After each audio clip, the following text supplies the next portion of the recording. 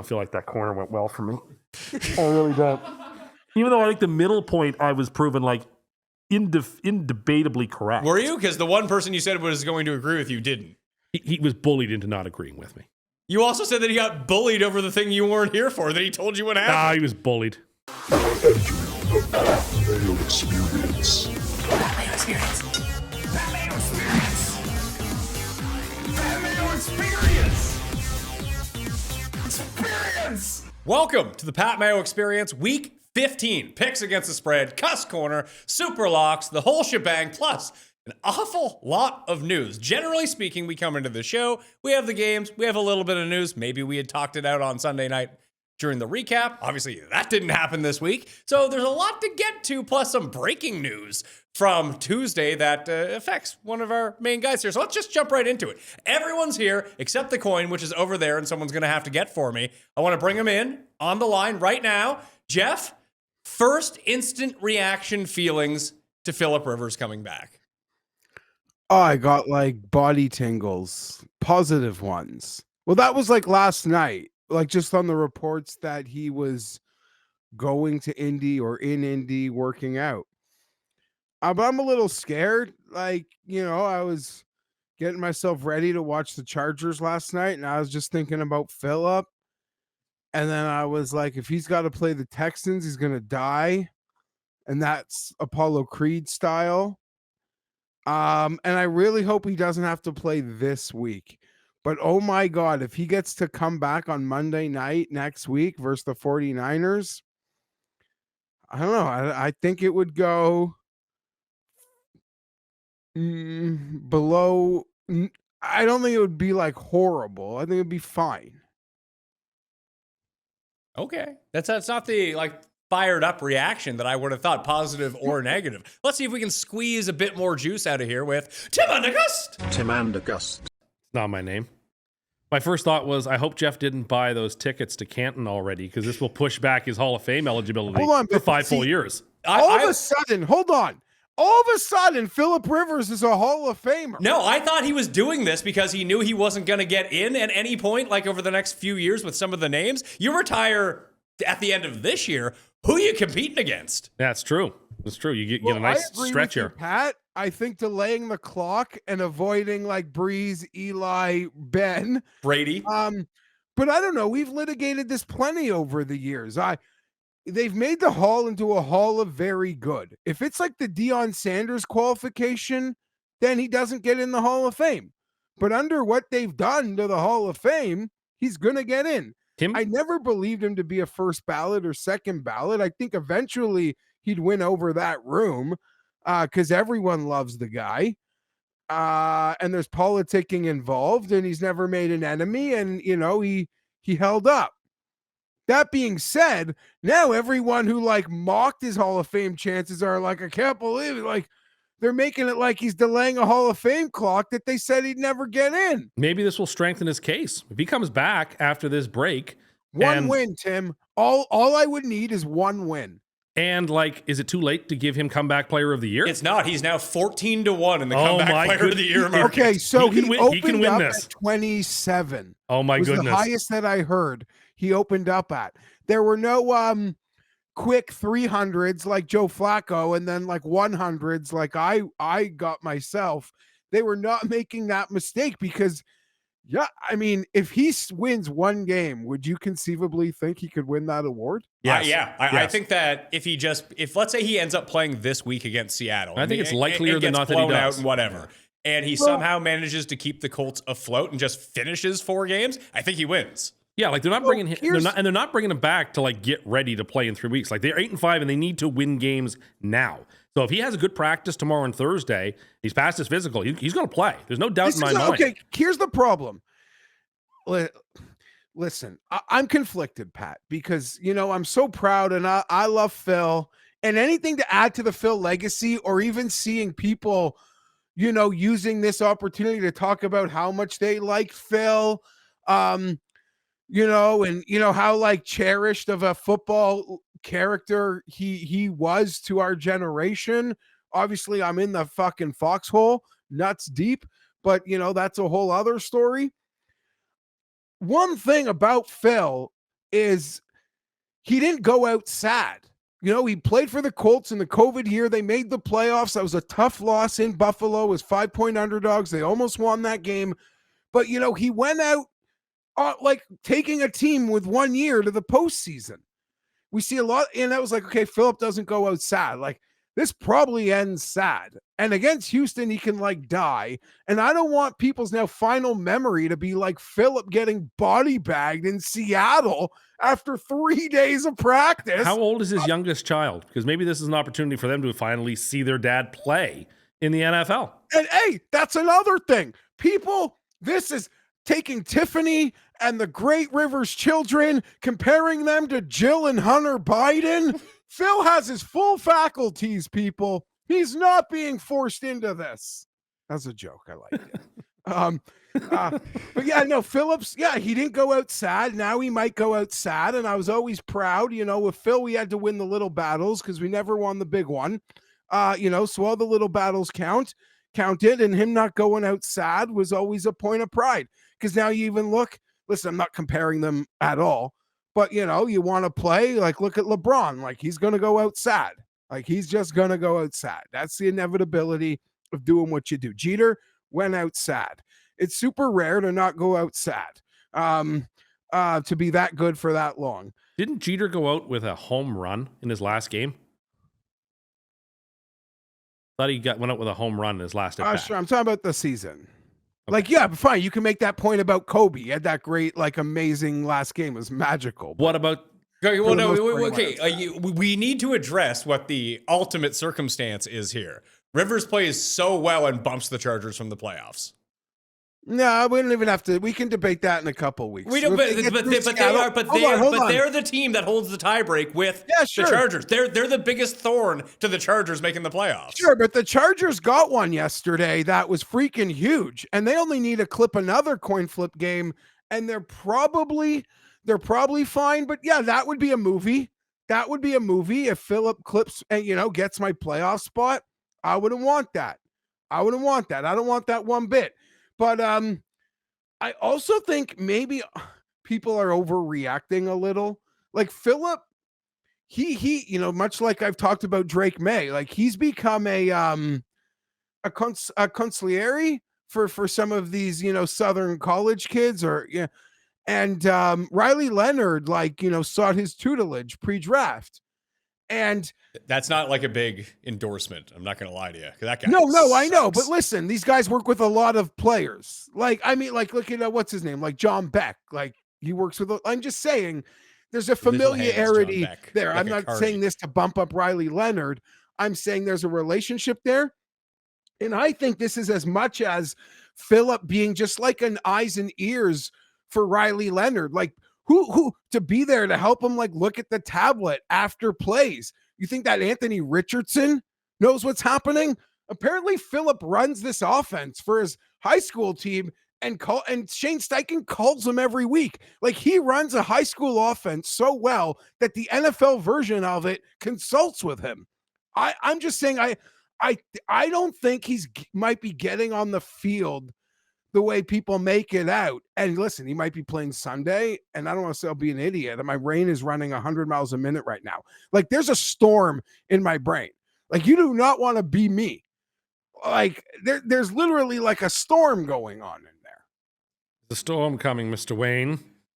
He's not being signed if Leonard can play this week. I wouldn't think so. He's being signed because they want him to play. It's either him or your main man, Brett Rippon. Yeah. You've been down that road. There's a reason, like, their season is think he's hanging playing on Sunday? I think if he has a good practice tomorrow and Thursday, and he passes holds up well in those two practices, he will start on Sunday. Doesn't that hat keep your ears cold when you're outside? Yeah, but he's Dom DeLuise. Don't worry about him. No, see, there's a storm going on in my head, so it lets the thunder out.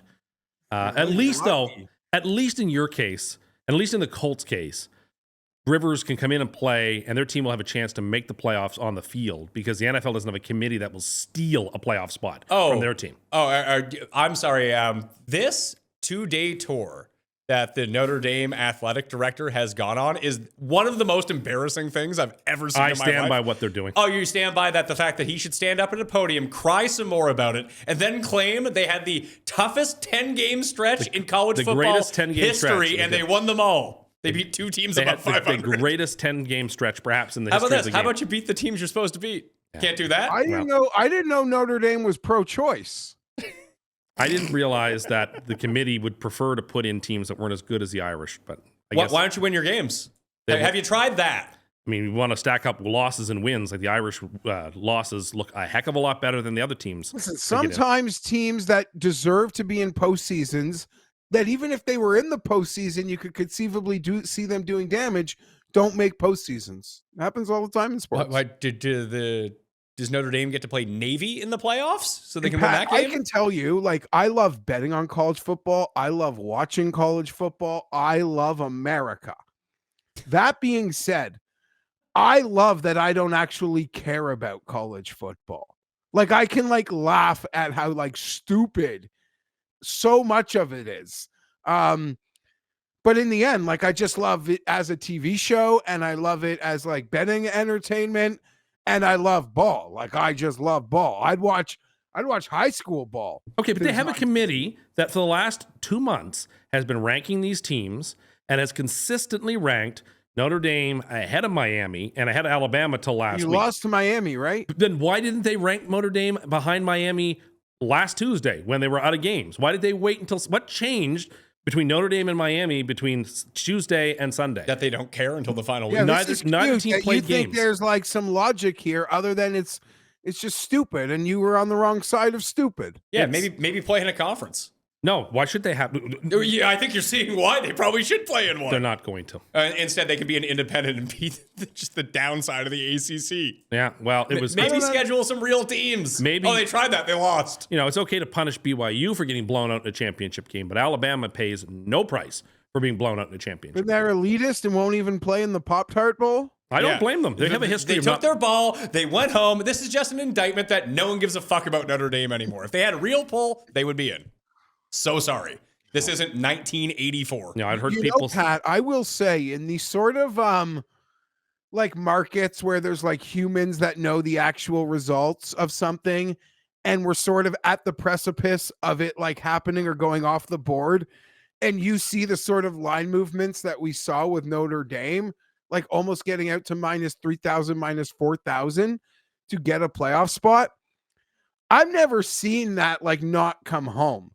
If like, you know, like for the draft, like who's going to be like second overall, so obvious, like first overall we've known for weeks, but like by the draft day, second overall then gets to like minus 2,000 or something. It's like never wrong. I'm not saying I give a shit or I didn't bet it. If anything, I wish I bet Notre Dame to miss, because I saw people, you know, like some people on the internet saying to like bet the plus 10 to 1 or whatever. But I've never seen one of those not get home before. I mean, I've read theories, and I think I agree with them, which is that if Virginia had just beaten Duke on Saturday night, Virginia would have gotten the automatic bid as the ACC champ, and Miami would not have gotten in them because then the ACC would have had a representative. But to ensure that the ACC gets a representative, then they get to hopscotch Miami over Notre Dame in a week where neither team played. Like, I don't want to hear any more about how, like, it's ludicrous. If you think head-to-head matters, and I think, you know, there's a case to say... I mean, you usually do, but in this circumstance, you don't. Should Okay. matter, but it certainly shouldn't be the only thing when there's a whole other... The reason you have human beings on a panel is to have context and for them to actually have input about who's playing well and who isn't. 2 years ago, an undefeated Florida State team was kept out of the playoffs in favor of an Alabama team with a loss because Florida State's quarterback broke their leg in the championship game. Because real people on the committee said, okay, well, even though Florida State deserves it, the team that's better should get the spot, and gave it to them.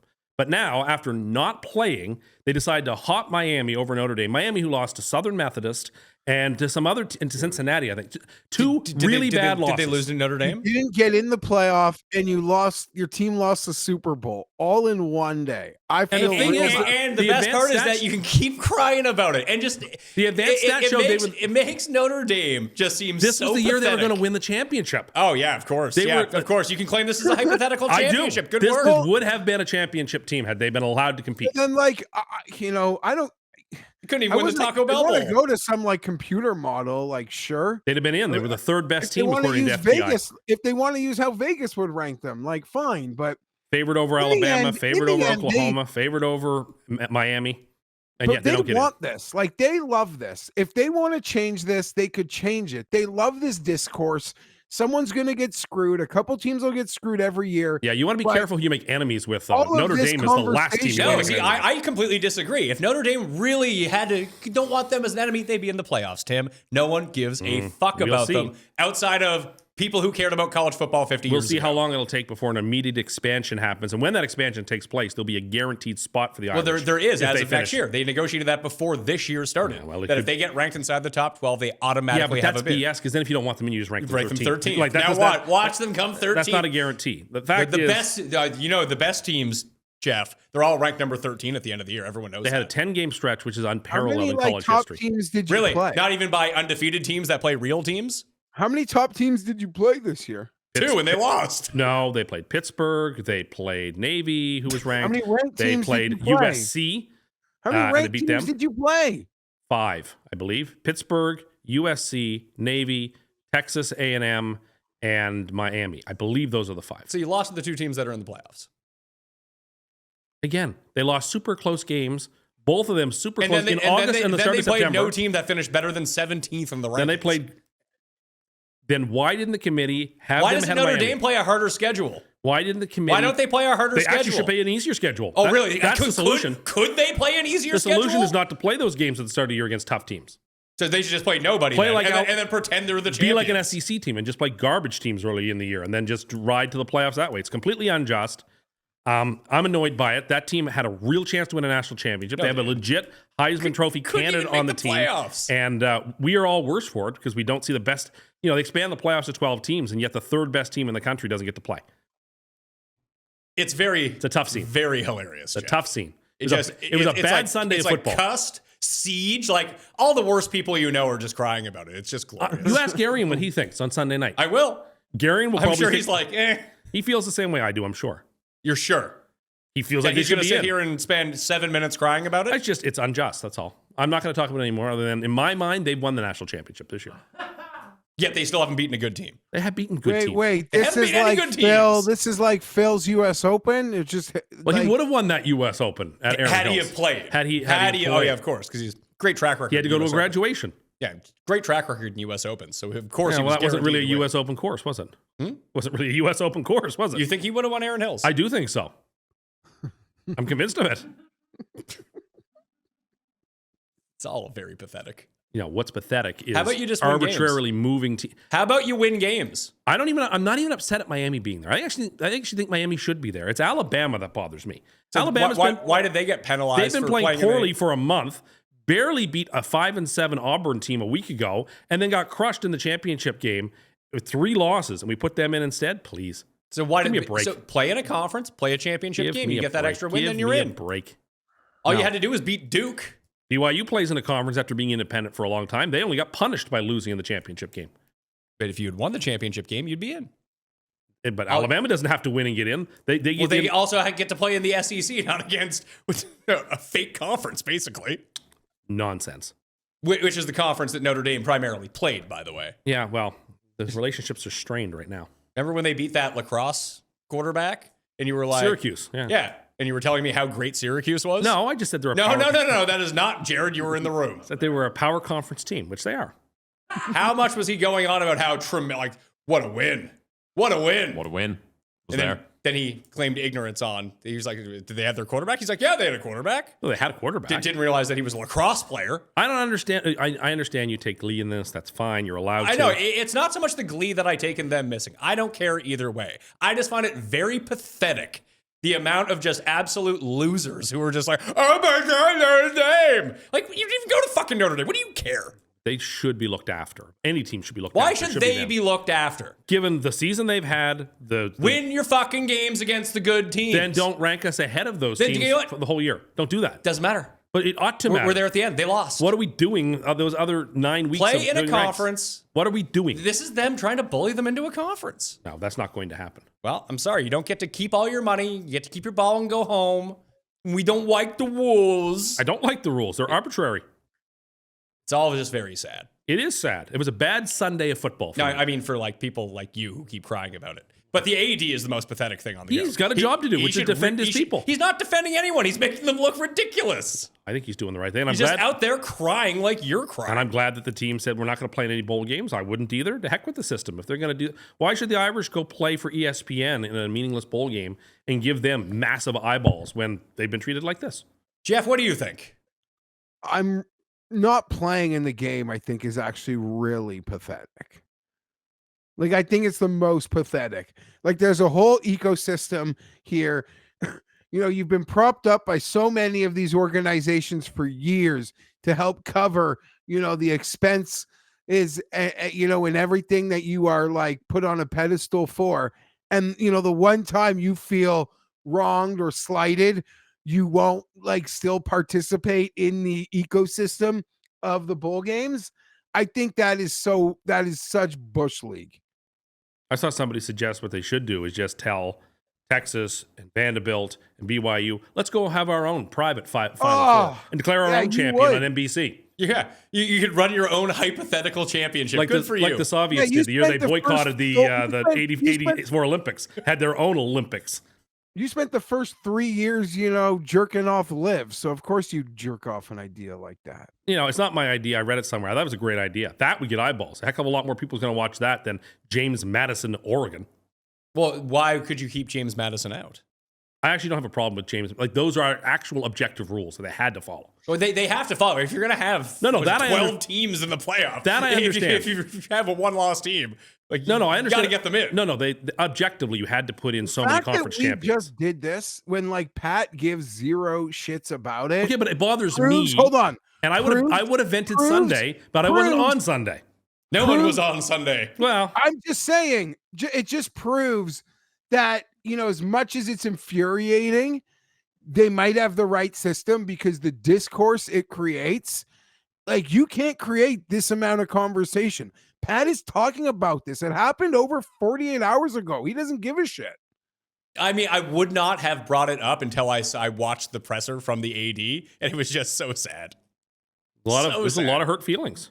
Yeah, you guys are just real butthurt. My feelings are hurt. I feel like it was a bait and switch. If they had consistently ranked the Hurricanes ahead, if they had consistently ranked the Hurricanes ahead, you'd be sitting here fucking crying that they weren't in. I can't believe this. I would have been annoyed, but I would have accepted it because I would have understood that they had decided, for whatever their purposes were, that this really close head-to-head that happened back in August is the only thing that matters. Okay, if that's the way, but like, be consistent. Apply the rules consistently. Hey, listen, there's games that'll matter. Like if it happens week 1, it can be a tiebreaker. Like, what does that mean? It's part of the season. It's part of it. I'm not saying it shouldn't count. Yeah, but Geoff, it doesn't count because they lost. I'm not saying it shouldn't count, but it's not the only thing that counts. There's a whole season that needs to be considered by human beings. So they had the same record, yet, and they had a head-to-head, and the team that won the head-to-head got it. Because Miami's losses are so much worse. They couldn't even make their own. They're in a conference and couldn't even qualify for a conference. They probably intentionally lost. They didn't have to play the extra game. Well, congratulations. Outsmarting them. Congratulations. And it's Miami too. And I don't like Miami historically, of course. Why don't you like Miami? They're a longtime rival of Notre Dame, is the Hurricanes. So I don't like them. But I don't like Alabama more. And the fact that it's Alabama and Miami that get in instead of us, like that burns that much more. Well, it's the Catholics versus convicts rivalry. Well, you have a real, true, like blue blood school in there now with Alabama. That's why it defers to them. Well, Alabama's nothing compared to Notre Dame. Well, get your own network. They're in the playoffs. Yeah, unjustly. They weren't last year. They lost 3 games and then got in this year. They shouldn't be there. Would you like any more time to cry about it? No, I'm fine with it. But like, it was a bad Sunday of football. That happened. The Jets game was a disaster. No, you got Brady Cook. He's good. It was a disaster. He's great. I don't like any of these rivalry uniforms, but those are the worst things other than the Chargers highlighter uniforms. Those are the worst uniforms in the NFL this season. It's not even close. It's like a dark olive navy, like army green. Horrible aesthetic. Oh my goodness. Can't believe I can say that like the Dolphins midnight blue ones are like miles better, but they are miles better compared to that travesty. Oh my God, what a bad day of football. And then they The lose. Arizona one was actually, I thought, really cool. It was okay. It's okay, but it's only okay when you see it like up close. Watching it in the game, you don't notice like the little specks or whatever. Awful. It was an awful day of football. All the worst teams won. The Bills stole a game they had no right to win. They got real fluky with 2 picks back to back in a game where they were throwing away their season. And like the Bengals were making a move to maybe grab a division, and that all blew up. The Dolphins won, and like, I don't know. It just was a bad day. What happened to the Jets D? It was looking. I'm glad pretty I good. wasn't on the live show. I'll put it that way. I'm very glad for me that I didn't have to be live, because goodness of what I could have said in the house over 7 hours of watching football between the Notre Dame snub and that Jets performance and that Bills fluky comeback and everything else. It was just, and my fantasy teams nosediving in both leagues and costing me a bye in both leagues. You didn't get the buy-in early? No, because John's team beat me last night. And I lost like to the 13th team in the league. So now I have to play in the first round of the playoffs. Like the whole. Why don't you win your games? I couldn't. I tried, okay? It was a travesty because Bijan couldn't play well because somehow the Seahawks tied 6-6. Don't go to the running game in the second half of that ball game and completely let Seattle run away with that ball. It was such a frustrating day of football. I'm so glad I wasn't here live eating God knows what, complaining about God knows what. That I'm very happy that I've had time to distill my thoughts a little bit and be a little calmer. So you look refreshed off your bye. Yeah, thanks, Geoff. Thanks. Wait, of all the things, I've said so many things to you over the years that probably warranted the response you just gave. And that was like the most innocuous, harmless comment. But it got one of the most smarmy replies you've ever given me. Appreciate it. I was live on Sunday Briefly. for about 3 minutes. I think it was 6. Was it 6 minutes? Yes, I was in a text conversation with Jared to pull the plug. That show didn't even stay on the No, YouTube. we just got rid of it. Like, people were big mad. Like, what do you want me to do? It fucked up. It didn't work out. Yeah, it's live from a different country in a different location. Yeah, and this stuff happens. So, Jeff, you probably didn't see it because it's been scrubbed from the internet. But Pete and the Badge Bros, John and Nez, were streaming live beforehand. So I didn't set up my stuff. I was like, hey, can I just use your guys' stuff when you're done? We'll all go live together, do everything from, we were at a bar in Kansas City awarding like the end of the Dog Bowl. So there's like $1 million in prizes being given away by Underdog. So we were watching the end of the games, going to recap everything. It would all work out. But I got really sick throughout the course of the day. So I had to go back to the hotel for like 4 hours and like lay down and watch the game. So I had just got back and I had chugged like an entire thing of cold medication. So I was like, you know what I should have with this? A beer. And I go with them. They've just been on stream pounding beers for like 3 hours. We come on. I think I was like sweating profusely. My audio is not working. And then Pete hears the winner get called and everything is hooked up to Pete's computer. He just unplugs everything and walks away. It was a bad scene. What was the Show Me State like for you? What's that? How did you enjoy Missouri? Kansas City's neat. Okay. It's really, it looks old and run down. Mm-hmm. So there's a lot of these like old decrepit buildings around, like from the outside. And you think that they would be condemned, but they all have like whatever they used to be with lofts after it. Okay. So they're all just Like the converted. lofts at Soto Sopa? Yeah, basically. But like the one place in the city that's like luxurious and brand new is the hotel where we stayed at. It was just, it's like the tallest building Is there. that close to Arrowhead and No. Kaufman? That's out there. And you stayed on the Missouri side, not the Kansas side, yes? Yeah, sure. Yeah. Wherever the people live. They live in both places. Do they? I'm pretty sure like the Kansas City. Is the bigger side. Yeah, there. And Missouri. Stayed there. Okay. So we're at this hotel and it's like brand new. Mahomes and Kelsey have a restaurant inside this hotel. Kelsey's mom is just like trotting around in the lobby. I talked to Chris Collinsworth in the elevator. No way. I was like, you guys just staying here? He's like, yeah, since the boys got the restaurant here, everyone just stays here now. So there was like Bravo people there because they were doing a live stream. There was like 3 work conferences. All of us from Underdog, the entire NBC goodness. crew was Right, because they were doing the game. was at Right, this yeah. hotel. So I'm going down to the gym and Chris Collinsworth is there. And there's another How guy tall is he in real life? taller than me. Yeah, well, okay. But like, is he like sneaky tall? He's taller than me. I mean, you're not tall. Like, Well, is he, you'd be shocked. is he when as tall as me? I don't know. He's taller than me. Okay. When people are, how many people do you know that are taller than you? I know some. Are you really able to gauge how much one is taller than the other, really? But if they were like significantly taller than me, Well, he's not fucking 6'7". okay, all right. Do you think that he is? I figured to be like maybe 6'3", 6'4". He looks like he's 95 years old. To see him without makeup in an elevator, he looked like he was fucking melting. Okay. So there's the other guy in the elevator with us. So I'm dressed to go to the gym.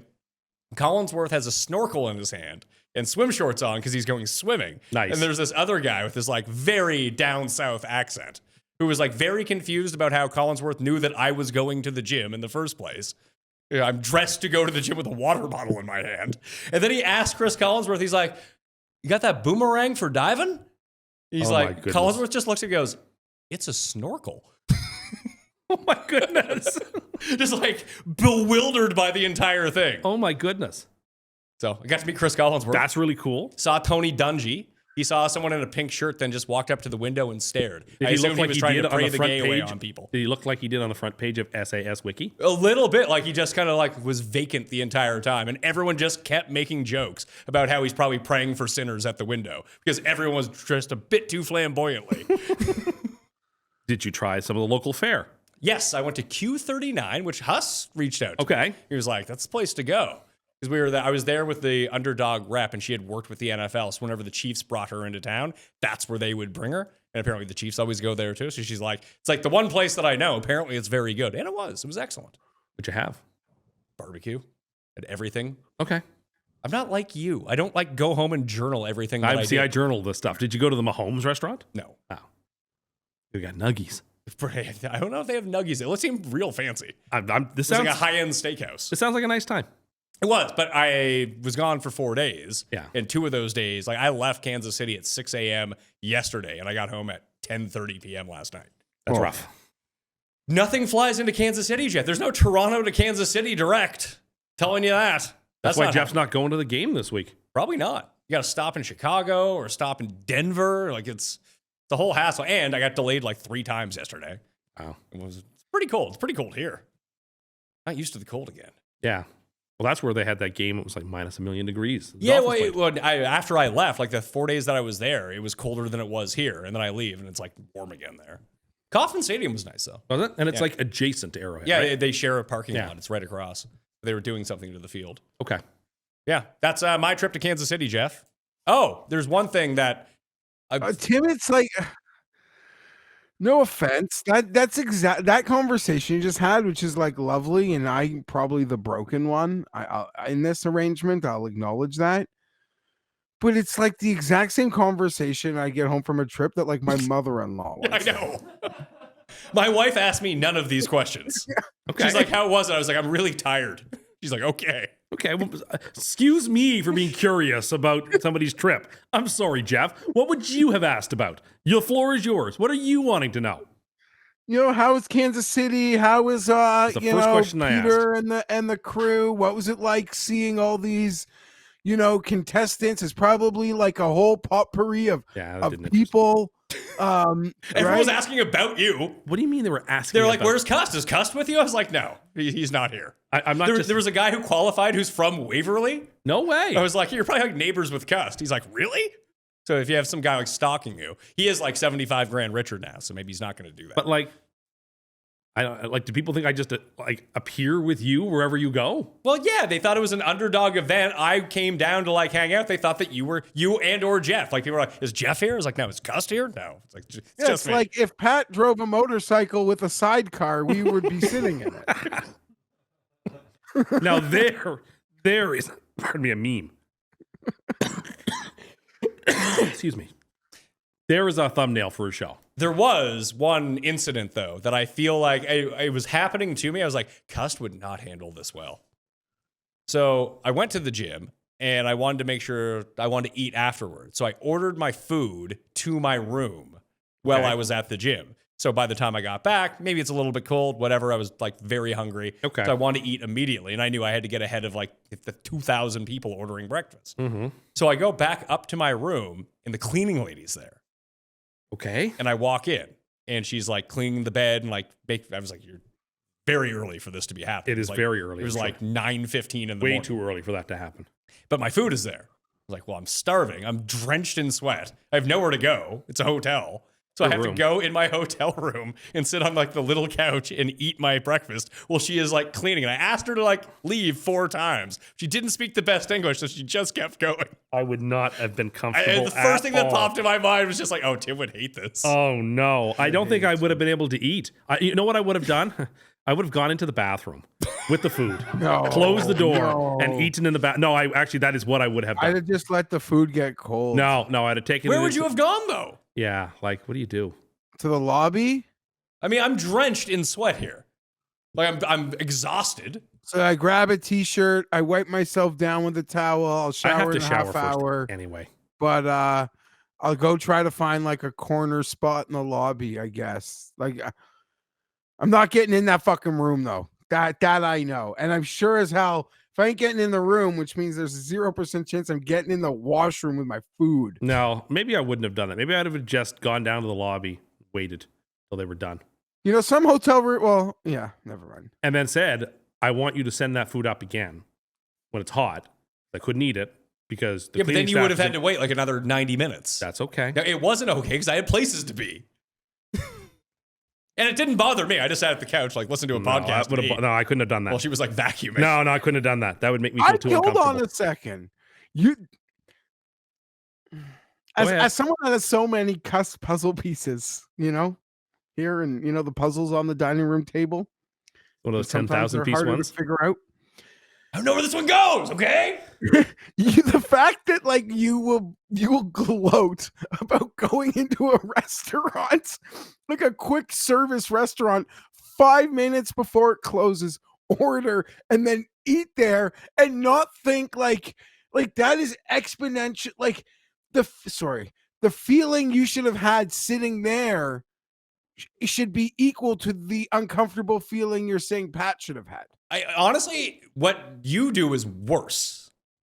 Like that the fact that you don't get those like uncomfortable feelings when people are trying to leave and you're eating there. Well, the restaurant's not closed yet. Closing, but they're not closed.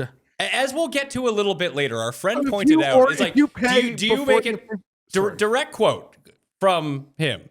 I know. I saw the quote. Why is it that you insist on being the last person any service worker wants to interact with? I don't think I'm that bad. I really don't. Oh my God. I say that to my wife about my mother-in-law. Like, there should be Jaws music when she is like approaching someone in the service industry. This is you. This is how people feel about you. No, it's not. Oh, you wait for Cust Corner, Geoff. It's a banger. You know, see, I like to think what I want to say is I didn't want him to tell you. I got texted it the moment it happened. I told him not to. Yeah, you told him not to. You told Butts not to. I told everyone not to. Well, Butts only brought it up today. I got texted the moment it happened. We had a good laugh about it in Kansas City. They started showing people. I expressly asked for that not to come up because I didn't want to talk about it on the show. So you've already been berated once about this. Yes. Welcome to round 2. Goodness. I'm excited. This is like a big tease. Great SEO right there, Tim. So I'm sorry that I asked questions about Kansas City that only Jeff's mother-in-law would be interested in, but I was interested in like the food I saw you Mike ate. tying one on like the night before. Oh, really? Mike was getting after it. Okay. I'd love to meet some of these people sometime. Just say hi. Hey, Mr. Collinsworth. I think you do a good job. You wouldn't tell him that he should always be in a shirt and tie? Tie? If not in an elevator for 30 seconds, no. If I was like sitting next to them and having a drink at the bar, it would probably come up. See, and I would say like, how do you folks decide on your wardrobe before a game? Oh, because the Texans were there too. Because I like it when people wear jackets and ties at games. You're supposed to be a professional. But anyway, I would have asked that question. I ran into CJ Stroud in the elevator too. I was like, you guys gonna win? He goes, eh. Really? Well, was he dressed to go to the stadium like in a suit, or was he like wearing a tracksuit, or?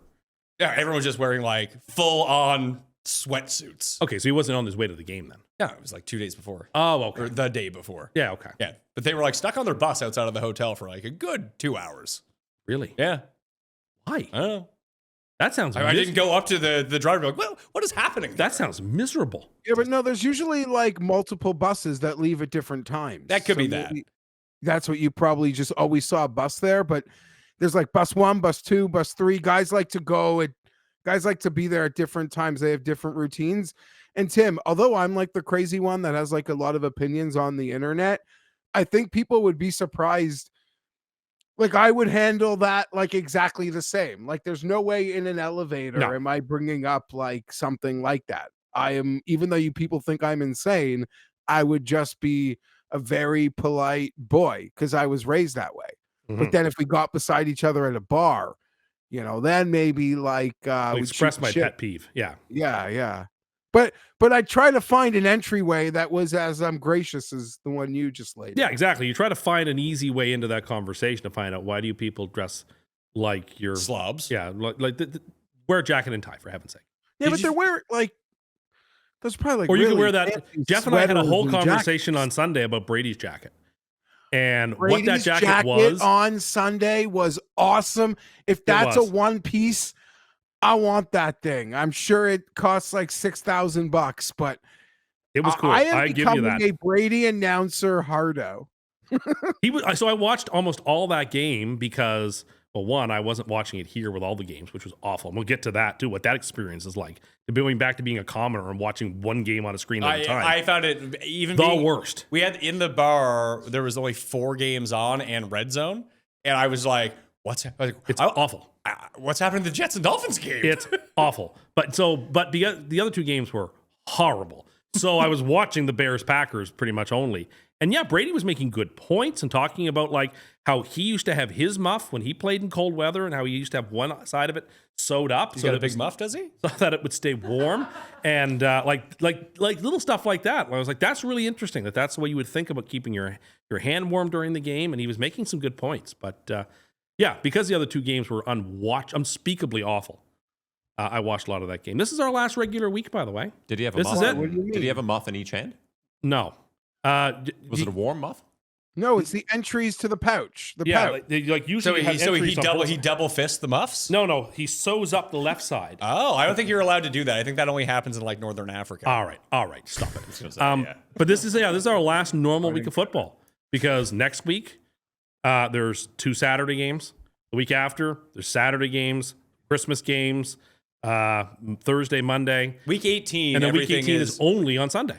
It's only no, well, there's actually the doubleheader Saturday that they'll decide upon, and then everything on Sunday. So this is it. This is our last normal Thursday night, sweetest Sunday, Monday games for the season. This is it. I'm gonna miss it.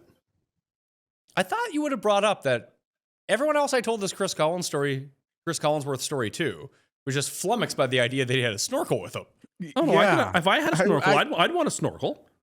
The pool is where I want to snorkel. So that's how he does laps, maybe? Yeah, it is how he does laps. Like he just doesn't pull his head up to breathe. He just breathes with the snorkel. That makes a lot of sense to me. It does when you think about it. Old school as shit, though. Yeah, you don't see a lot of people like you don't. That. But I mean that makes a ton of sense. And and the guy didn't know what a snorkel was. The other guy. Well, that's a whole other question. But like, Collinsworth's face just like. I mean, Collinsworth stays in hotels like 2/3 of his year, so he's obviously doing this stuff all the time. What are you talking about? Well, he's always like away doing things. They're gone for like 2 days. For like 17 weeks, 18, 20 weeks in a row. Plus, he goes to help with all the Olympic coverage. He does other stuff for them too. It's not often that. I think it was the Secretary of Transportation, that guy from the Real World, whatever his name is. Sean Duffy. Sure, yeah, Real World Seattle. I agreed with him, by the way. I agree with him too.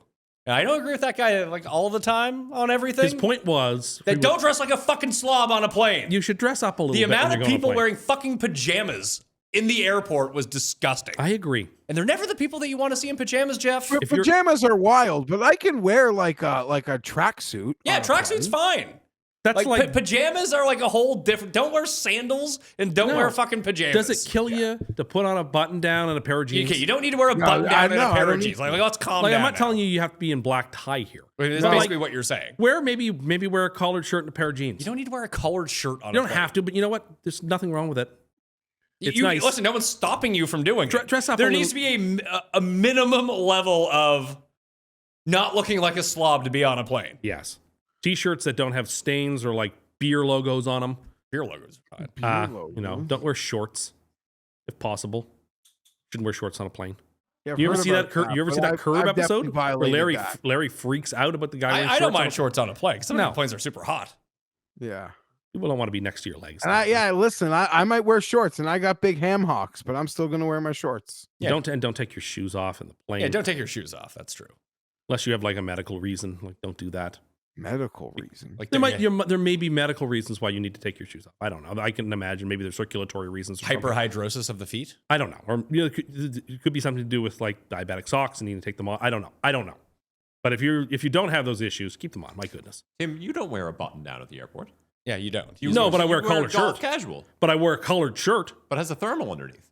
That's okay. It's still a collared shirt and a pair of slacks.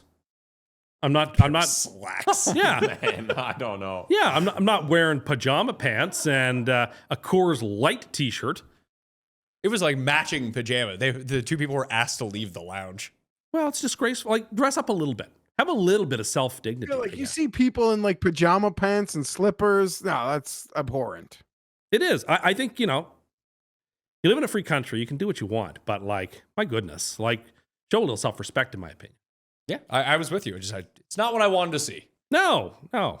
Especially after being beat down from too much traveling. A terrible Sunday.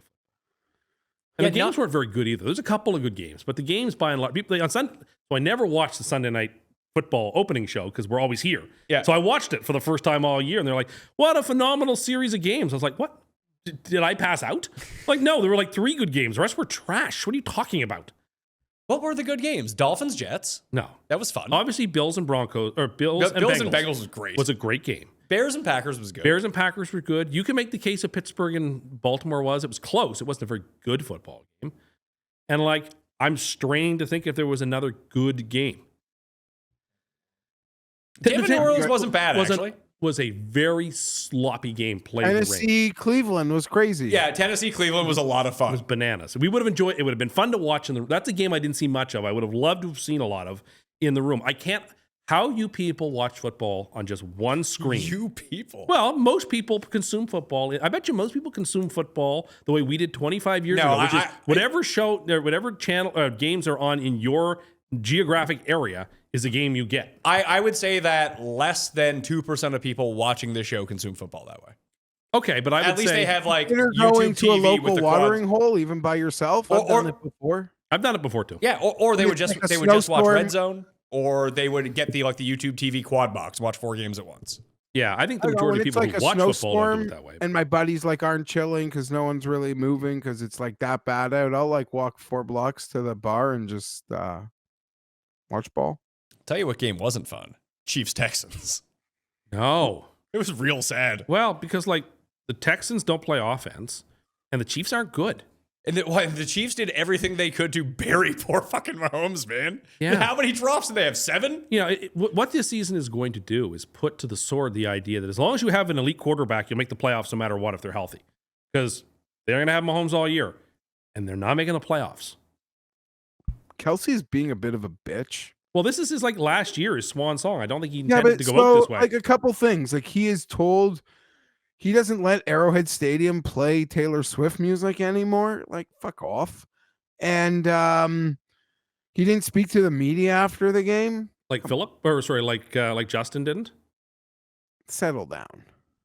He did talk to them. He did. Actually, I watched that and was like, he didn't do anything wrong here. No, he was annoyed for like 2 seconds, and then he went right into his the painkillers were probably wearing off. But you're right, Tim. Like for 2 seconds, he was like, and then he snapped into like, okay, I got to do this. And he did a fine job. He gave them nothing, but he was there. And Rutledge, credit to her. She like handled it great as well, I think. Yeah, if this was 1999, he just would have given her a stunner, cracked a beer, and walked off the field. No, anyone giving Justin heat for that, I think it's misplaced. And you think that Andy Reid's gone? I think there's a good chance that this Andy Reid will retire at the end of this season. I really do. If you're Andy Reid and you've won everything there is to win, and this team is burgeoning on a rebuild around Mahomes, and you have spent like 13 years there, and you've won all these Super Bowls, you've been to all these championship games, and you're his age, do you want to be the part of a new rebuild?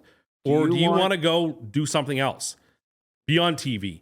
Do any number of things. I don't think that the rebuild is as far away as you think. It's not because you have Mahomes. Yeah, this isn't a tear it down to its studs and figure it out. Like you have enough pieces. To a degree, it's a tear down, but it isn't. To a degree, it is. Like you make 2 good draft picks and sign 2 good guys. You're the best team in the league again. that team's got a lot of problems. But it has Mahomes, which covers up all kinds of problems. But if you're if you're Andy Reid, what do you need it for? You've won everything there is to win. But you're also like your whole life is being a coach 70, in the NFL. You're nearly 70. You've been doing this your whole life. You've made a cajillion dollars. You've won 3 Super Bowls. Go retire. You know, I my honestly think there's theory a on real this, right? Guys Bill don't Cowher like to did the same thing. Very few guys actually like to retire. Like Dick Vermeil did it, and like sometimes guys just like they've had enough. And I think it's an honorable thing to do. Say, I've had enough. I'm gonna retire now. You've put me into a spot now. Okay. Where I, get to be insane. You know my theory on this, right? We've kind of spoken about it before. Beep button. Write down the time. He is not retiring. You think he wants to football is his life. He's been rewarded with championships and being, one of the greatest coaches of a generation. But he made sacrifices in order to do that. One of which was, being a horrible father. And I don't think he wants to retire ever and face what has happened away from the facility. Ever. So he'll be back. I've said it before. Or coaching the Jets. Why would he want to put himself through that? Well, you trade 4 of those first-round picks for Mahomes and Andy Reid. I will say that those first-round picks are starting to look a little spicier from Indianapolis than they were 4 weeks ago. Oh, so now you're gloating about your Super Bowl pick, are you? I'm unhappy No, that but it's now working you're out this way. gloating about 12 slots, are you? Well, more than that, it's like going into next year. Who's their quarterback going to be? Like they Kyler. don't. Like, who's their quarterback going to be in 2026? Well, it can't be Jones. Put it this way: if Aaron Rodgers can be ready in 3 months for the active roster, Daniel Jones has three times that much Aaron time. was back and Cousins was back, but it took them like a year to they get were fully back. They're also ancient too. So not to say that he's going to be Daniel fine. Jones is 30, 29, something like 30? Aaron Rodgers was 40. My point is and he's also a free. You're going to give you're going to give Daniel Jones coming off. And Daniel Jones is 28. Okay, he's 28. He's coming off a very recent in December Achilles tear. How much money are you really going to give him? You get him for a sick deal. I don't know. I think there's a decent chance he's not their quarterback next year. And even if he comes back, he's not starting before like November, I wouldn't think. Maybe that's a really high pick next year. And this year's pick, maybe it's like the 19th pick and not the 27th pick. All you had to do was pick them to go to the Super Bowl. Well, change midstream and pick them to go to the Super Bowl. Formally changing again. Oh, so you're now we're on the 5th Super Bowl pick of the year. I am formally forfeiting that pick. Right? The 4th AFC team, because you had the Bengals preseason. The Chargers. And you went to the Chargers after they started 3-0. Yeah. And then you abandoned, you threw them to the pile and to the Colts. And like, if I'm Emerson right now, I'm shaking in my boots. I don't know what you're laying about to hands say. on Jacksonville. Oh, no. I'm picking Jacksonville now. Yeah. Why? I didn't know how to craft a tweet yesterday, but I wanted to tell Emerson and I didn't know, but by process of elimination, I didn't think you'd pick Denver. I didn't think Houston. you want to take this Patriots thing to that sort of level. And then there's not really many chairs left. So I'm like, I think Emerson is going to kill you, Tim.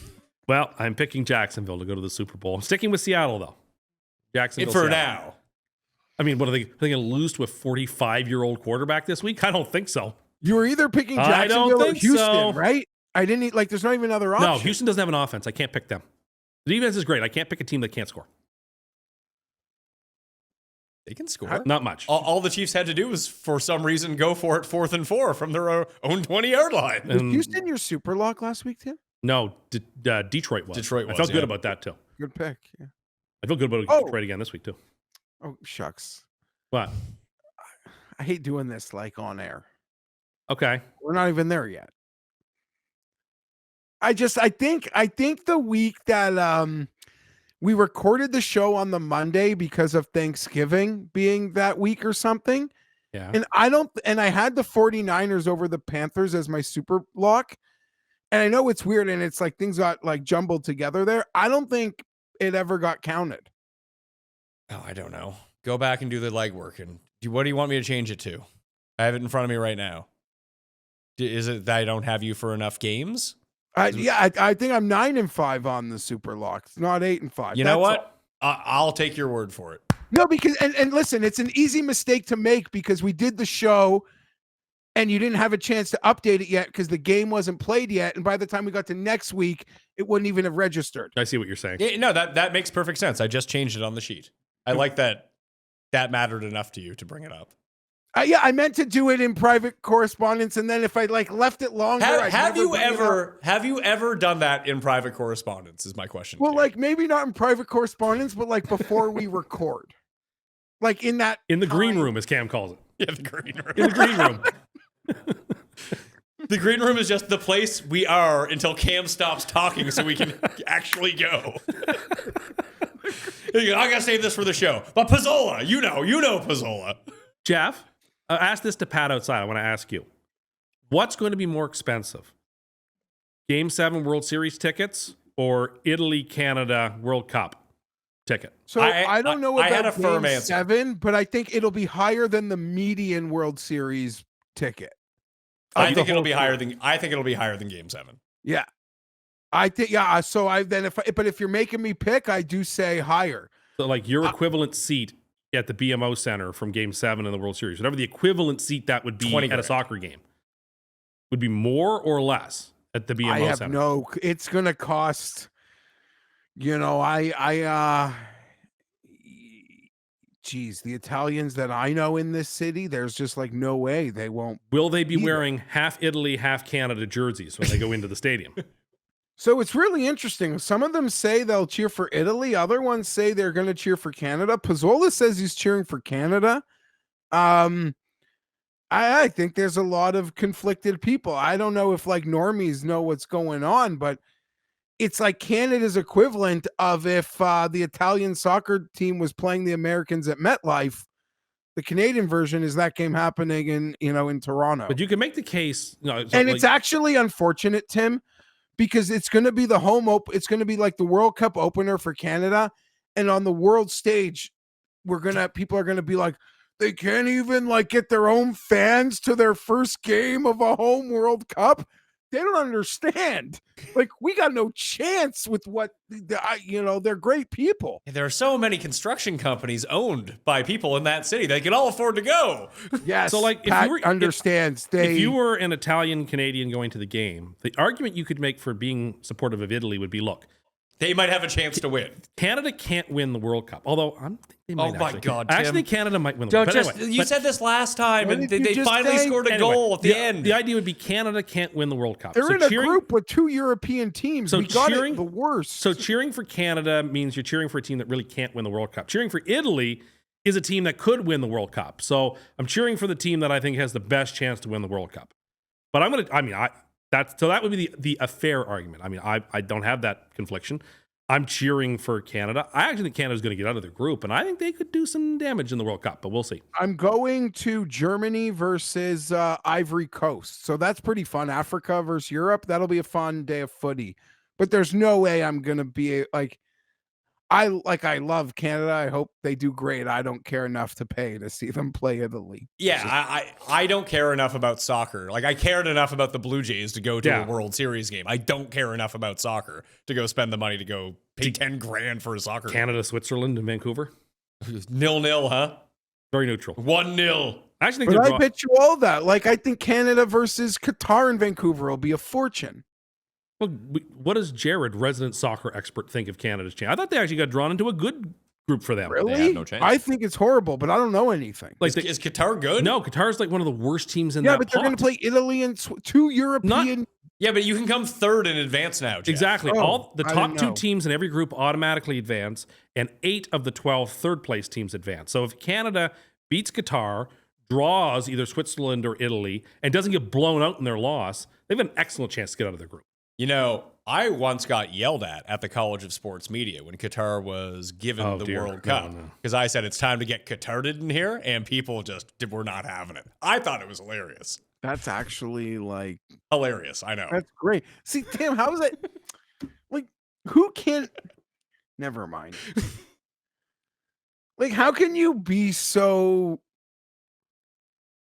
It's not offensive. You can see there's just humor in that. It might be a bad joke, but no, hilarious. No, I'm saying people can see it as a bad joke. It's not. At least they're not playing Curacao. Or Jordan. Listen, hockey players in this country leave home at like 10 years old. Wouldn't you practice all day, Geoff, if you knew you were in the fourth pot and you were drawing those countries in front of a billion people? Jeff O'Neill, host of Overdrive, there's like 5th overall pick or something in like 92 or 93. He says he hasn't read a book since grade 4. Well, he probably can't read. That's why. Hockey players. How drunk do you think Gretzky was up on the stage? Early in the day, I would. Oh, when do you think he's starting? I wouldn't. I'm sick for my round at Pebble Beach. There was a good foursome. It was like the day before or something. It was Trump, Gretzky, Brooks, and Brett Baer. That was when Trump putted in with a wedge. He wedge putted in from 30 feet. That didn't happen. Oh, if Gretzky was on the course, he was getting after it. Maybe North Macedonia will come out instead. Macedonia. What do you think of? There's the reports that Brooks is going to take the year off, Tim. Yeah. Why? I don't quite know, unless he's his health is not 100%. He's going on a bender. And he's filming it. He wants TikTok. To just pay, I think, I don't know. Is that would that be his penance? He's like, yeah, I'll sit out the year, then I can come back? I think so. Sort of the idea behind it? In some ways it is. You're going to like this new guy that's coming to the PGA Tour this year. Who's that? Christoph Reiten. German? No, he's from Norway. Norway. Got a big bushy beard. Apparently, Norway is the greatest. That's all people talked about on the World Cup draw. How great the Norwegian they were the ones who eliminated Italy, right? Norway is probably going to win 0 games. They're probably going to go nowhere in the World Cup. Norway. So you think Canada? So your take on the World Cup is Canada is going to do really well and Norway's not going to win a game. I stand by that statement. So you're just offended because you don't know anything about it, but the announcers were saying that Norway is the team, the B pod team that you shouldn't want to draw, and that bothered you. Norway. Yeah, maybe they're good. Why does that bother you? You said this about Belgium too that one year. No. You're like, well, why are people talking about Belgium? Belgium didn't win. You also have no idea. You've never watched them play. You don't even have an opinion on it. Well, I have an opinion. It's just not an informed one. In fairness, Norway is ranked behind Canada in the world rankings. Oh, and Canada's the worst soccer team in history, according to some people on this show. Are they? Who said that? As soon as I said, what is Canada's chances? Jared said, no chance. And then you said that they had no chance to win also. Yeah, but the implied odds on TSN said they had a 1% chance to win the World Cup. So they have a 1% chance to win the World Cup.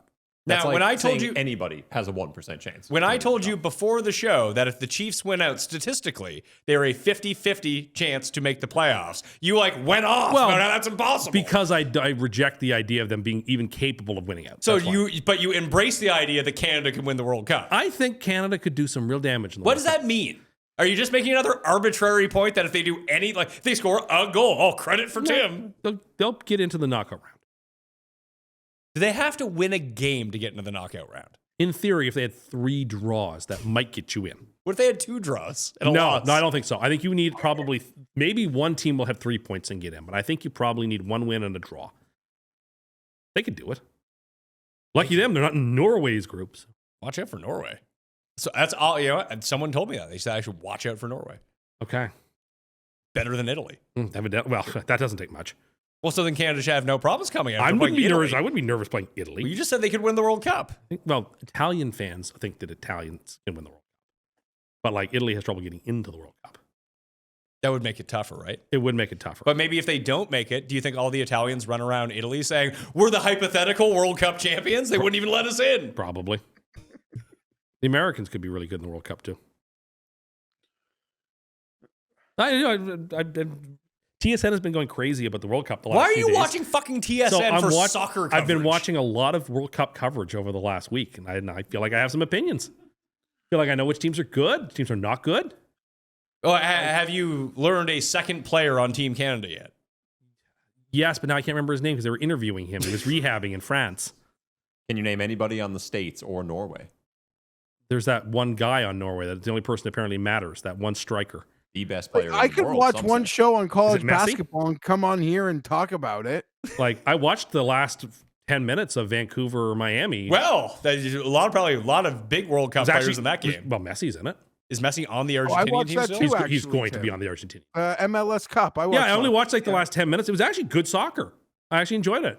It's actually called football now. The president said so. My God, what time is it? We haven't even started talking about the games yet. We're only 1 hour and 3 minutes into the show. Oh my gosh. You said it beforehand. We got a lot to talk about today. And we haven't even got to Cust Corner yet, which is the most excited I've been to talk about a Cust Corner in ages. I don't even want to talk about it. But we're going to.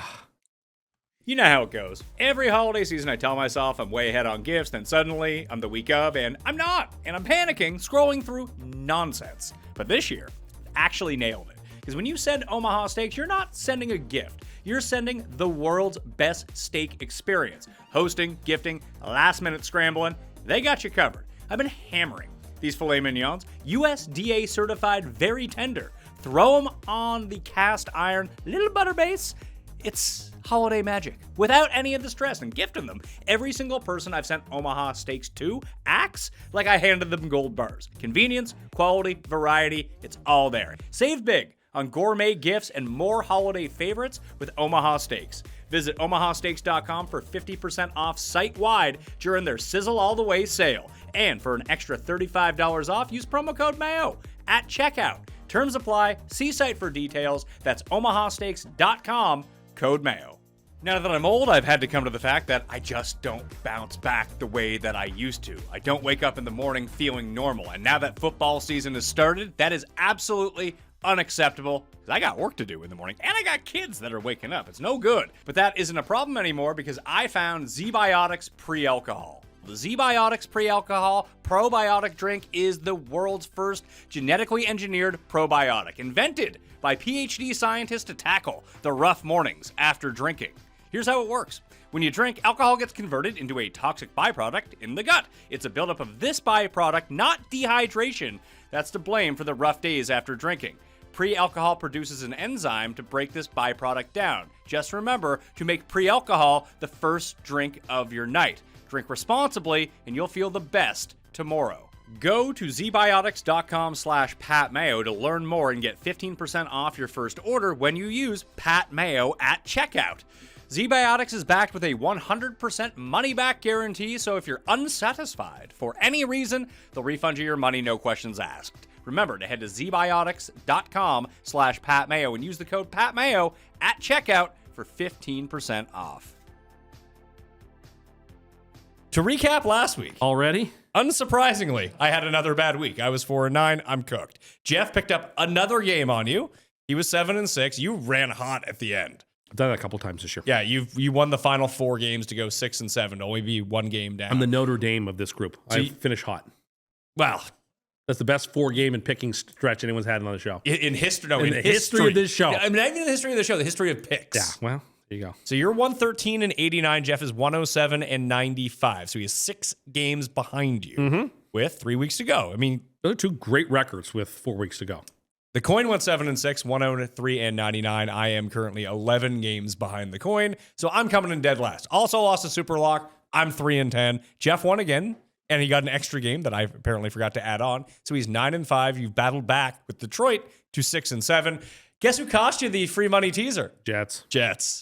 I did say that was the likeliest team that was going to hurt me. Yeah, they got you. 3-12, 32-163. Yeah. Guess who was still in the hunt in the playoff picture graphic on Sunday Night Football? In the hunt. I know, the 6-7 Dolphins. Oh, there it is. I know, in the hunt. And they play on Monday night, and we'll get to it in like 3 hours from now. But like, I actually really, really like Miami in that game. Cold weather Tua? He now has cold weather experience. It's a total... Well, he caught a break, right? It was seasonably pretty nice there on Sunday. Anyway. Let's go to Thursday Night Football. The Atlanta Falcons against the Tampa Bay Buccaneers. Buccaneers minus 4.5-point favorites, 44.5 is the total. I'll take Atlanta. It did not come through for the first time all year that they had the plus in front of their name and did not cover. First half went exactly the way we wanted. It is. And even coming out of the second, it's like, all right, this is going okay. And then just disaster They for had the no Falcons. game plan, and the defense just let JSN run wild. And the offense just went away from everything that could work. Yeah, it was baffling. The don't give the ball to Bijan offense was very flummoxing. They were like, you know who we should feature? Kyle Pitts, because he's real good. Very penal for those of us who have been using Bijan in fantasy all year and needed him to perform, and he didn't. But that's okay. does well this week. I don't like having to play him on a Thursday in the playoffs, but it is what it is. Short week, and Mike Evans might actually come back for this game. Would you play him in fantasy this week? I wouldn't. On a Thursday? So despite Jake and I's problems that we had on the show of yelling at each other and Jake almost quitting the show. Gave you the silent treatment. He did give us the silent. Me and Ian the silent treatment. Ian is in on Mike Evans. Both Jake and I were out on, like, if your playoffs are on the line this week, you're really going to in the playoffs this week. Yeah, this is the playoffs. That's what I mean. So they are on the line. That's what I'm saying. If your playoffs are on the line this week, are you really going to turn to Mike Evans? My answer would be no. Thinking about I really like Atlanta here. I think it opened, the line's just been coming down to where it is now. Short week, the injury report is just huge. And as someone who was on Seattle last week, the final score was not indicative of that game. Maybe I'm being an apologist here, but you guys keep alluding to it. The second half opens with a kick return touchdown, and then Atlanta takes the ball on their drive all the way into the red zone. Bijan fumbles. Seattle goes again, goes on a drive and scores, and all of a sudden, like a really close game was just stupid in like a 5-minute window. That's Falcons ball. I didn't see it. Well, I did see it, but I can't remember it now. I believe that Baker is ranked 36th of all qualifying quarterbacks on EPA on throws over 10 yards. He's been legit terrible for like 2 months.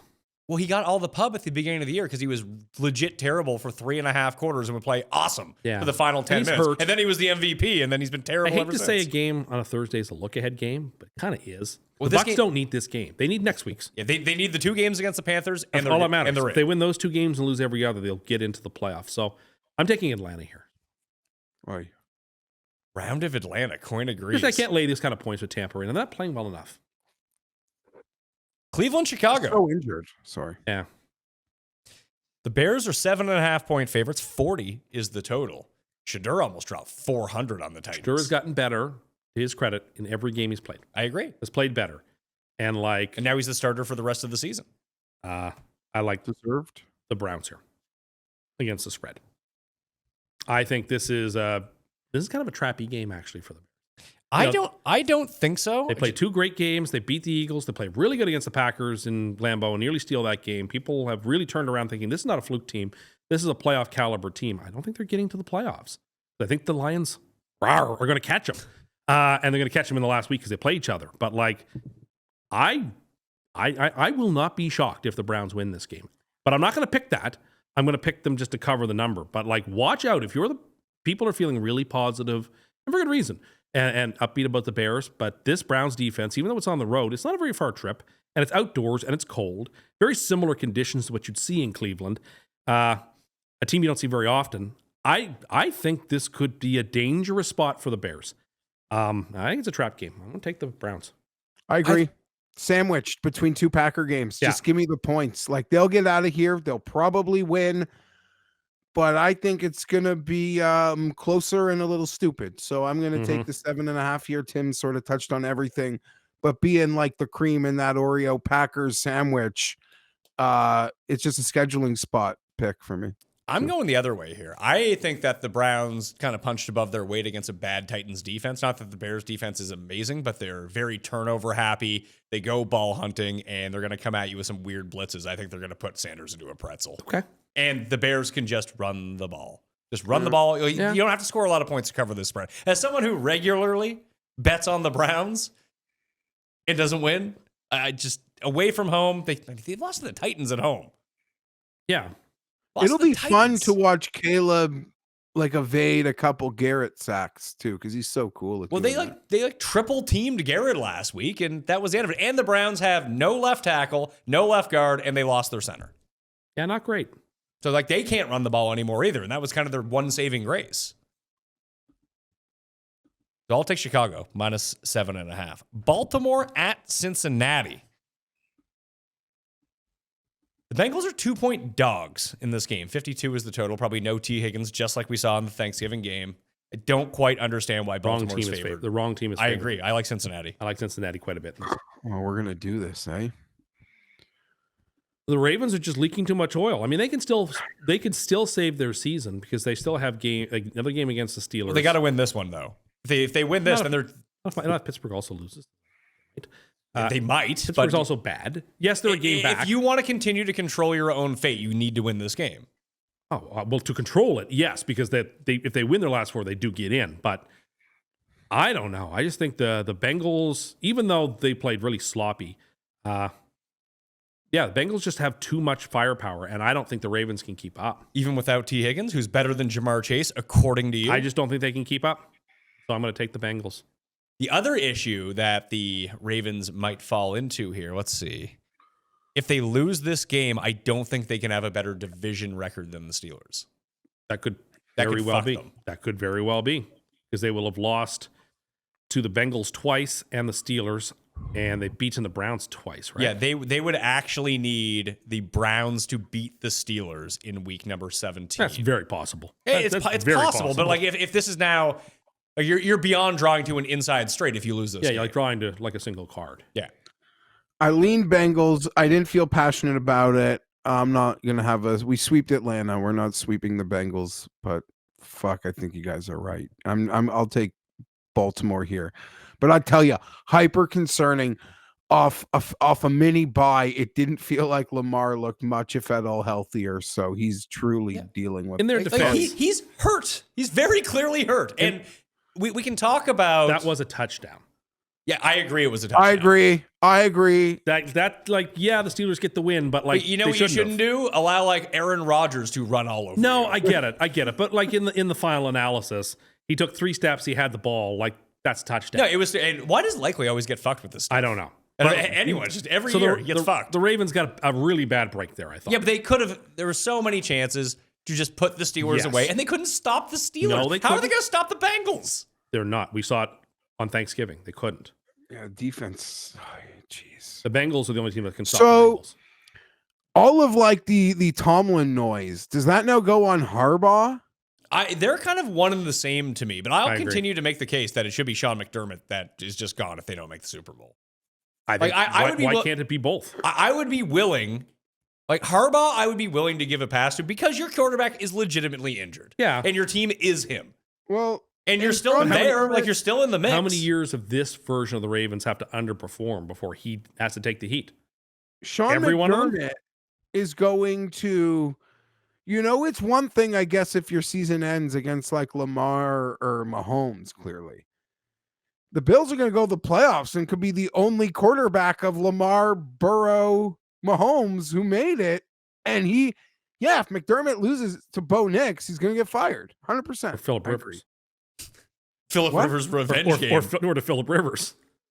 Or to Phillip Rivers. Sure. Or Drake May. Although Drake May will be the MVP potentially, so that's a less embarrassing loss. Yeah, but that one will sting for its own reasons. How quick, there's a lot of psychological damage there. I don't need to explain to another AFC East guy. I was talking to a few Patriots fans down in Kansas City, and I spelled them out. There was people from Boston there. No, man, don't be rude to them. No, you wouldn't want to do that. They've had such a hard go in their sports lives. Tim, I've seen you interact with fans. You would suck up to anyone. I try to be cordial and friendly, yes. So if someone said I'm a Patriots fan, you'd still like... I'd say that's too bad. And I'd laugh, and I'd be funny and polite, but You have this idea of yourself in your head of like what you would do in these hypothetical situations versus reality. Anyway, I just spelled them out a scenario where like the Texans are the 7 seed. If the Bills beat the Patriots this week and the Patriots end up winning the division, they get the 2. And then they have to welcome the Texans. Like they're losing that game. I wouldn't. They'll lose it like 10-7. But that'd be a tough game. They'll probably pick the Patriots. I mean, we're going to do this now, but the AFC is just so... I guess we'll just wait for it. Yeah. Like, is it open enough that I should bet the Dolphins to win the Super Bowl? No, but I was asked like at a party Saturday, like who is going to win in the AFC? And like I sat at that couch for like 5 minutes and I couldn't come up with an answer. I bet you our Patriots fan. Until eventually I decided I'm picking Jacksonville, and I went with Jacksonville. I think they're the least flawed of those teams. Even though they are the stupidest. Listen, if I'm the Patriots, even if I'm the 1 seed, I don't want. I guess you can't really control it. But Houston's going to win wild card weekend. You're going to play them anyway. Not if they go to Denver. Denver's a better version. They can win 6-3. That would be if the Patriots are 1, Denver could be 2, and then it's a 7-2 matchup, Denver-Houston. If I was these top teams, and like if we're living in the world where the Ravens and Chiefs both miss it, like it's like, oh, I'm coming off my bye, and like all of a sudden you're hosting Buffalo. It's like, oh no, this is a terrible situation. What time is like anyone can kind of lose to anyone, but the Bills still kind of loom as like the historically best. Like you have to play Josh Allen. Like, well, the Bills are in the sweet draw spot. couldn't have broken any better for them. If you finish in the 5 seed, you could be playing the Pittsburghs. Yes, you get to play Rodgers and then likely whoever the 1 seed is. You get to play like the Bronco. You get to play Rodgers, then Bo Nix. Yeah. But I mean, we'll have the show to do it. And I don't even know if the Chargers win at 1:00 and the Broncos lose the Packers, shit's game on again. Yeah. Totally. Chargers have beat the Broncos and have the division game. Yeah, you'll be 5-0 in division. Although the Chargers will do something stupid like lose to the Chiefs when the Chiefs are playing Chad Henne or something. Listen, the Chargers played a full 5 quarters on a Monday. It'll be a blessing from God to win the game, Pat. You know that. I do. I was looking at both those teams and being like, oh, how can we go against them here? Chargers in Kansas City is the next game that's up. I don't understand this line. Do you feel the disrespect that the Chiefs are favored by 4.5 points, Geoff? It's Buffalo. I mean, no, but this has just been happening. Like I spent a lot of time doing some work with Pizzola last week for our regular stuff and some other stuff, and he was just betting the Texans. Every time the line moved on him, he'd bet the Texans more. He'd move against them Sunday late in the day. He was betting the Texans more. We saw the Colts spread. I'm not saying the Chargers are as good as either of those teams, but this just seems to be the spread for the Chiefs at home versus these other like above average AFC teams. I don't know, short week off overtime. It's amazing. Like, had the Chargers lost last night, this game would have loomed so much bigger. But I have got a big Christmas party Sunday night, and if I can like just take a piss on Kansas City and literally put their playoff prob at 0, man, am I gonna be peacocking. Like, that's just the facts of the matter. What I wanted to do last week when you eliminated the Dolphins. And I wanted to eliminate the Dolphins. Yeah, it didn't work out. Got ran all over by a 3rd-string running back. But I don't know. The Chiefs got no O-line. The Chargers defense, Pat. Like, it's quietly made me so sad that we don't have these tackles, but it's also made me think like, holy shit. Next year, maybe we will be really ready for something special, but that's for the future. Last night was strange. I love my quarterback. He didn't play great, but it was a foxhole night. Trying to stiff arm Cooper DeJean with a broken hand.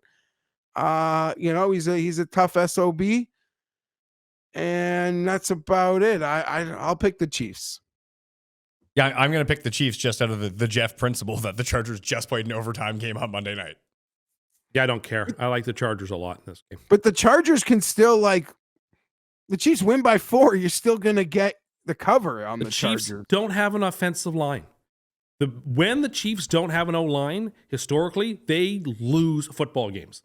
They have literally no chance in games. They are in a world of hurt here without an offensive line.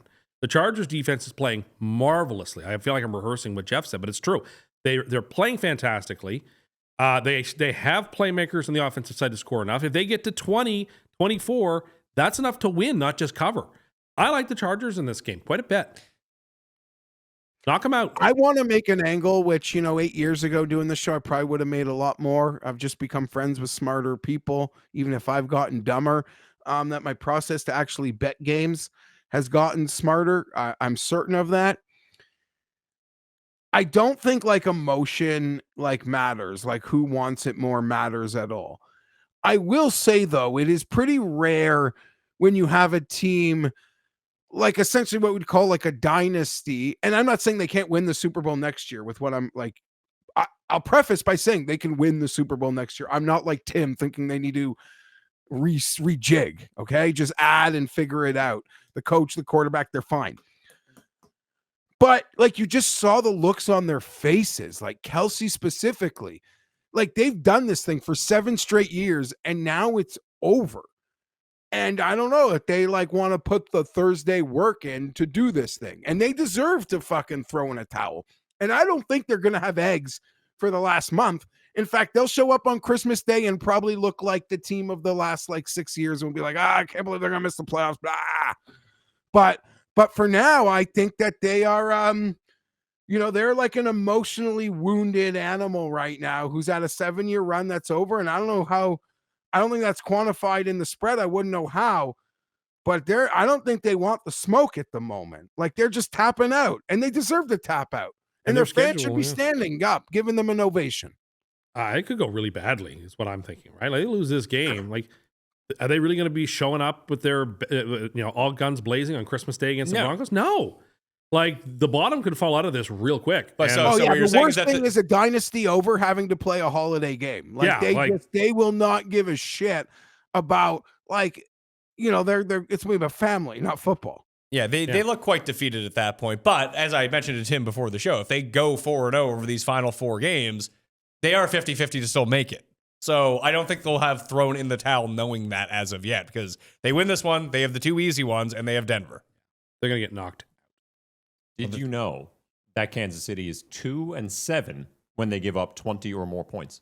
That does not surprise me. So can the Chargers score 20 points? Yes, and that's enough. There you go. I mean, cover this number. Bang. Yeah, obviously they can, but I don't know if it was like Philly's D wasn't even that good last night, and the Chargers were having problems moving the ball. I don't think that's true. Philly's D wasn't good. Every play was exploded. The Chargers were happy to get 6-yard runs. Got to the point where Herbert said, I just got to run to try to. Yeah, you can run when Jalen Carter's not there. If Jalen Carter's there, the Eagles win that game. Hold on, maybe so, but their pressure rate last night was their pressure rate was no different than Tennessee's pressure rate against the Chargers. The Chargers can't block. I don't know. It didn't feel like that. It didn't feel. But what it feels like, and you look at the numbers, are two separate things. It was like a 57% pressure rate from Tennessee that one week. It was a 59% for the Eagles. I thought I don't know. I actually thought it was like 70 last night. I don't think the Chiefs. I think the Chiefs are got a standing 8 count, and I don't think they're going to beat the count. But they're done. And listen, that was concerning because the Chargers don't have a line, and the receivers couldn't beat man like at all with the time that Herbert had. Thanks, Quentin Johnson. Thanks, bud. You're really playing great for me. I'm so. Oh my god. Yeah. Why don't you just remind me? I have of to debate about whether I start Mike Evans or him. Yeah, you probably start Mike Evans. Yeah, I think so too. Yeah, because it's 0 or Mike Evans. Yeah. Well, you got I like think 3 you should. points Do you have like a 7-foot par putt you missed this year? Lots. Tell me about it. Just tell me about one of them. Mm-hmm. Thanks, Geoff. Just tell me. Well, you don't tell us about it. No, that's okay. Below the hole, miss on top of the hole. I very rarely miss high. I almost exclusively miss low. Okay. Damn. It's almost an incredible up and down. Almost. You're right. Yeah. How about that 3-footer to win your match? All right, you stop it. You stop it. Wasn't to win the match; it was to extend the match. Is that against you? Yeah, on 17. Yeah, it was to extend the match. Yeah, I know what he's doing. I missed a tournament-winning putt the next day. Don't worry. Seeing Reed on full tilt going for that absurd 4th and 1 when you could have just gotten them 3 and out and gotten the ball back in the exact same the Chargers, the Texans couldn't score. Out of all of the times that Andy Reid has settled for a field goal on 4th and 1 when he's been able to put a game away, why go for it there? Out of all time, even the most aggressive, crazy people like myself, but Dan Campbell wouldn't have done that. No one should ever punt in my mind. They should have punted there. Yeah. Everyone saw it. And you say Texans offense, get 4 first downs to get yourself into field goal range. Yeah, which they weren't going to do. Exactly.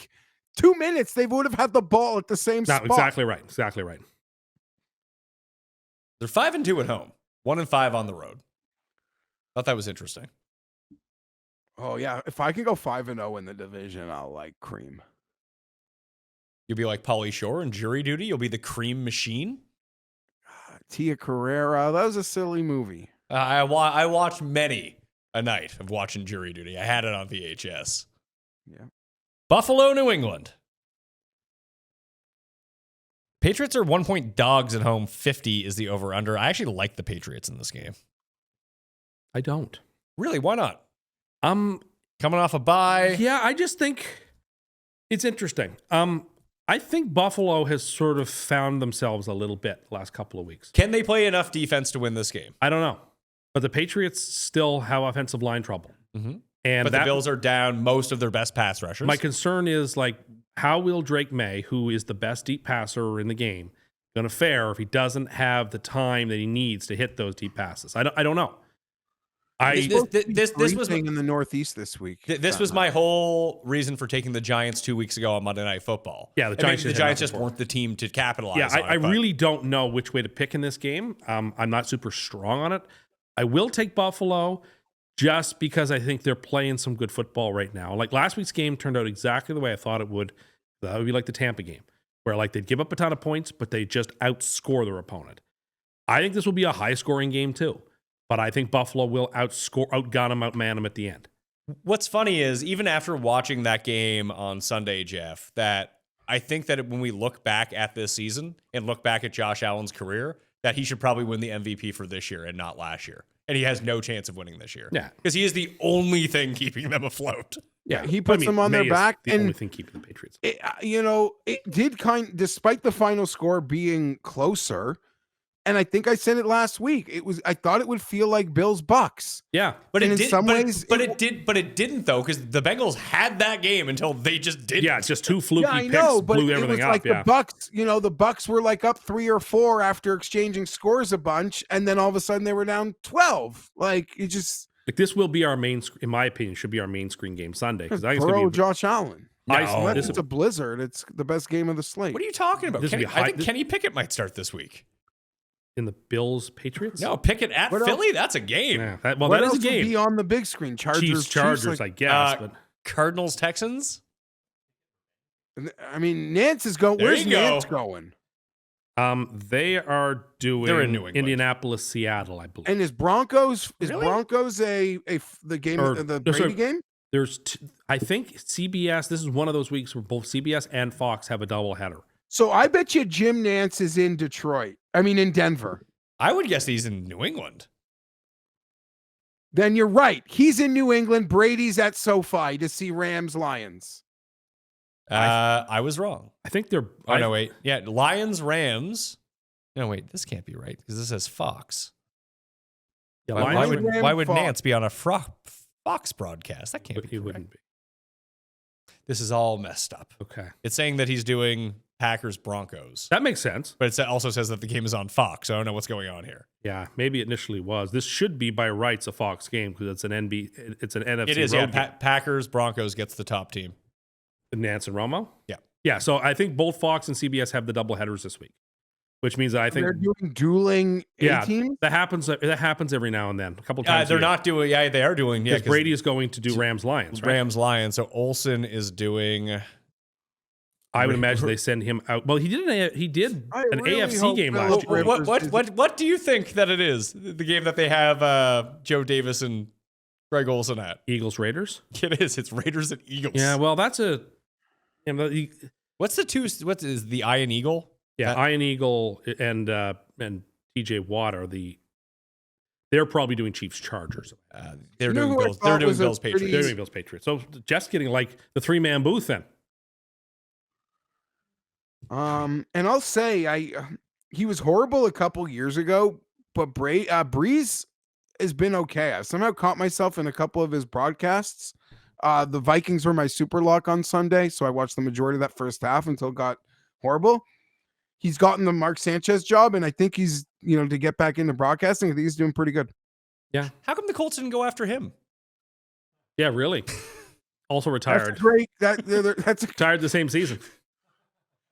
Philip still rips rope, I guess. Philip also still like legally under contract with the Colts. Oh Philip still shoots rope. So no, he signed a 1-day contract with the Chargers. Yeah, but that's not a real thing. So do we get a comp pick out of this? You get a second round pick. It's not a real If the Colts make the playoffs, Yeah. the Chargers have to give up a Those second aren't round real pick. things. Chargers Chiefs have Kevin Harlan and Trent Green. It's pretty shit. To be Former honest. Chief Trent Green. It's fine. Remember when he got Wally pipped? Yes, And the Rams won the Super Bowl? Well, he didn't get Wally pipped because Wally Pipp never played again. He didn't get But Wally yes. pipped. He got Rodney fucking Harrison. Tore his ACL in a preseason game. Should have sent the Chargers a ring. Who are you taking in this game, Jeff?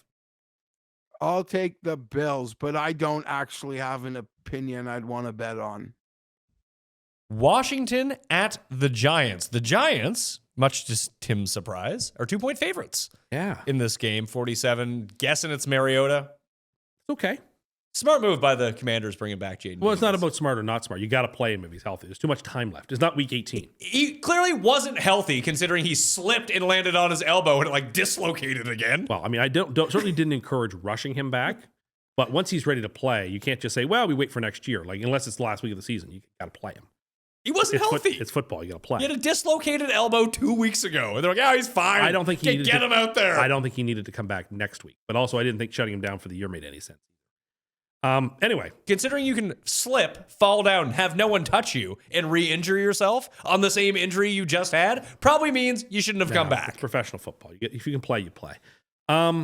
Jeff, would you want... I mean, you want to sit down Herbert, even though... But he gets the point. They're being paid lots of money to play. You play. He's not healthy.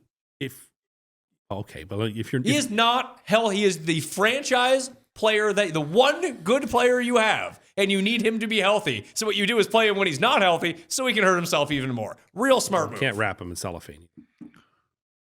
You have nothing to play for.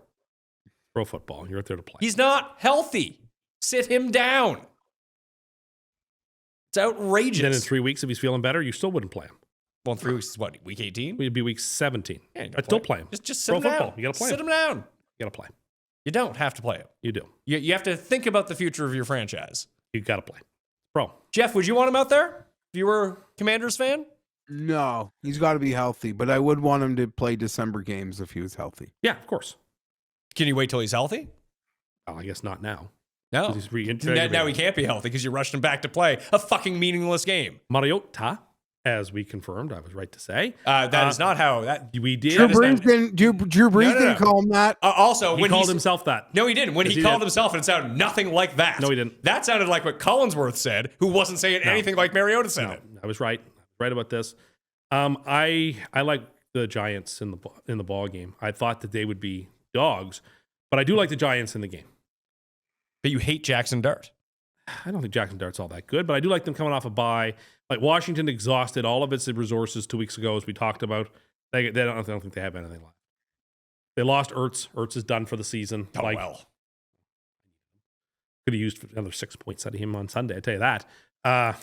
Anyway, I just think that the Giants are playing for something. Like they're young. They currently have the first Yeah, pick. yeah, but they're a young team that's still trying to prove something. And I actually think Washington is like just completely a dead fish. So I will take New York. I'm going to take the Giants too, although I don't like how in that Monday night game, Jeff, there was 0 designed runs for Jackson Dart. Like they're actively trying to make sure he doesn't get hit. He's going to run anyway. But if you're now not designing runs for him, which is the thing that he is the best at, it's not really a situation you want to be in. How much is Mariota going to get paid next year? Probably a decent amount. He's proven himself to be a very able backup quarterback. Is he the Colts starting quarterback?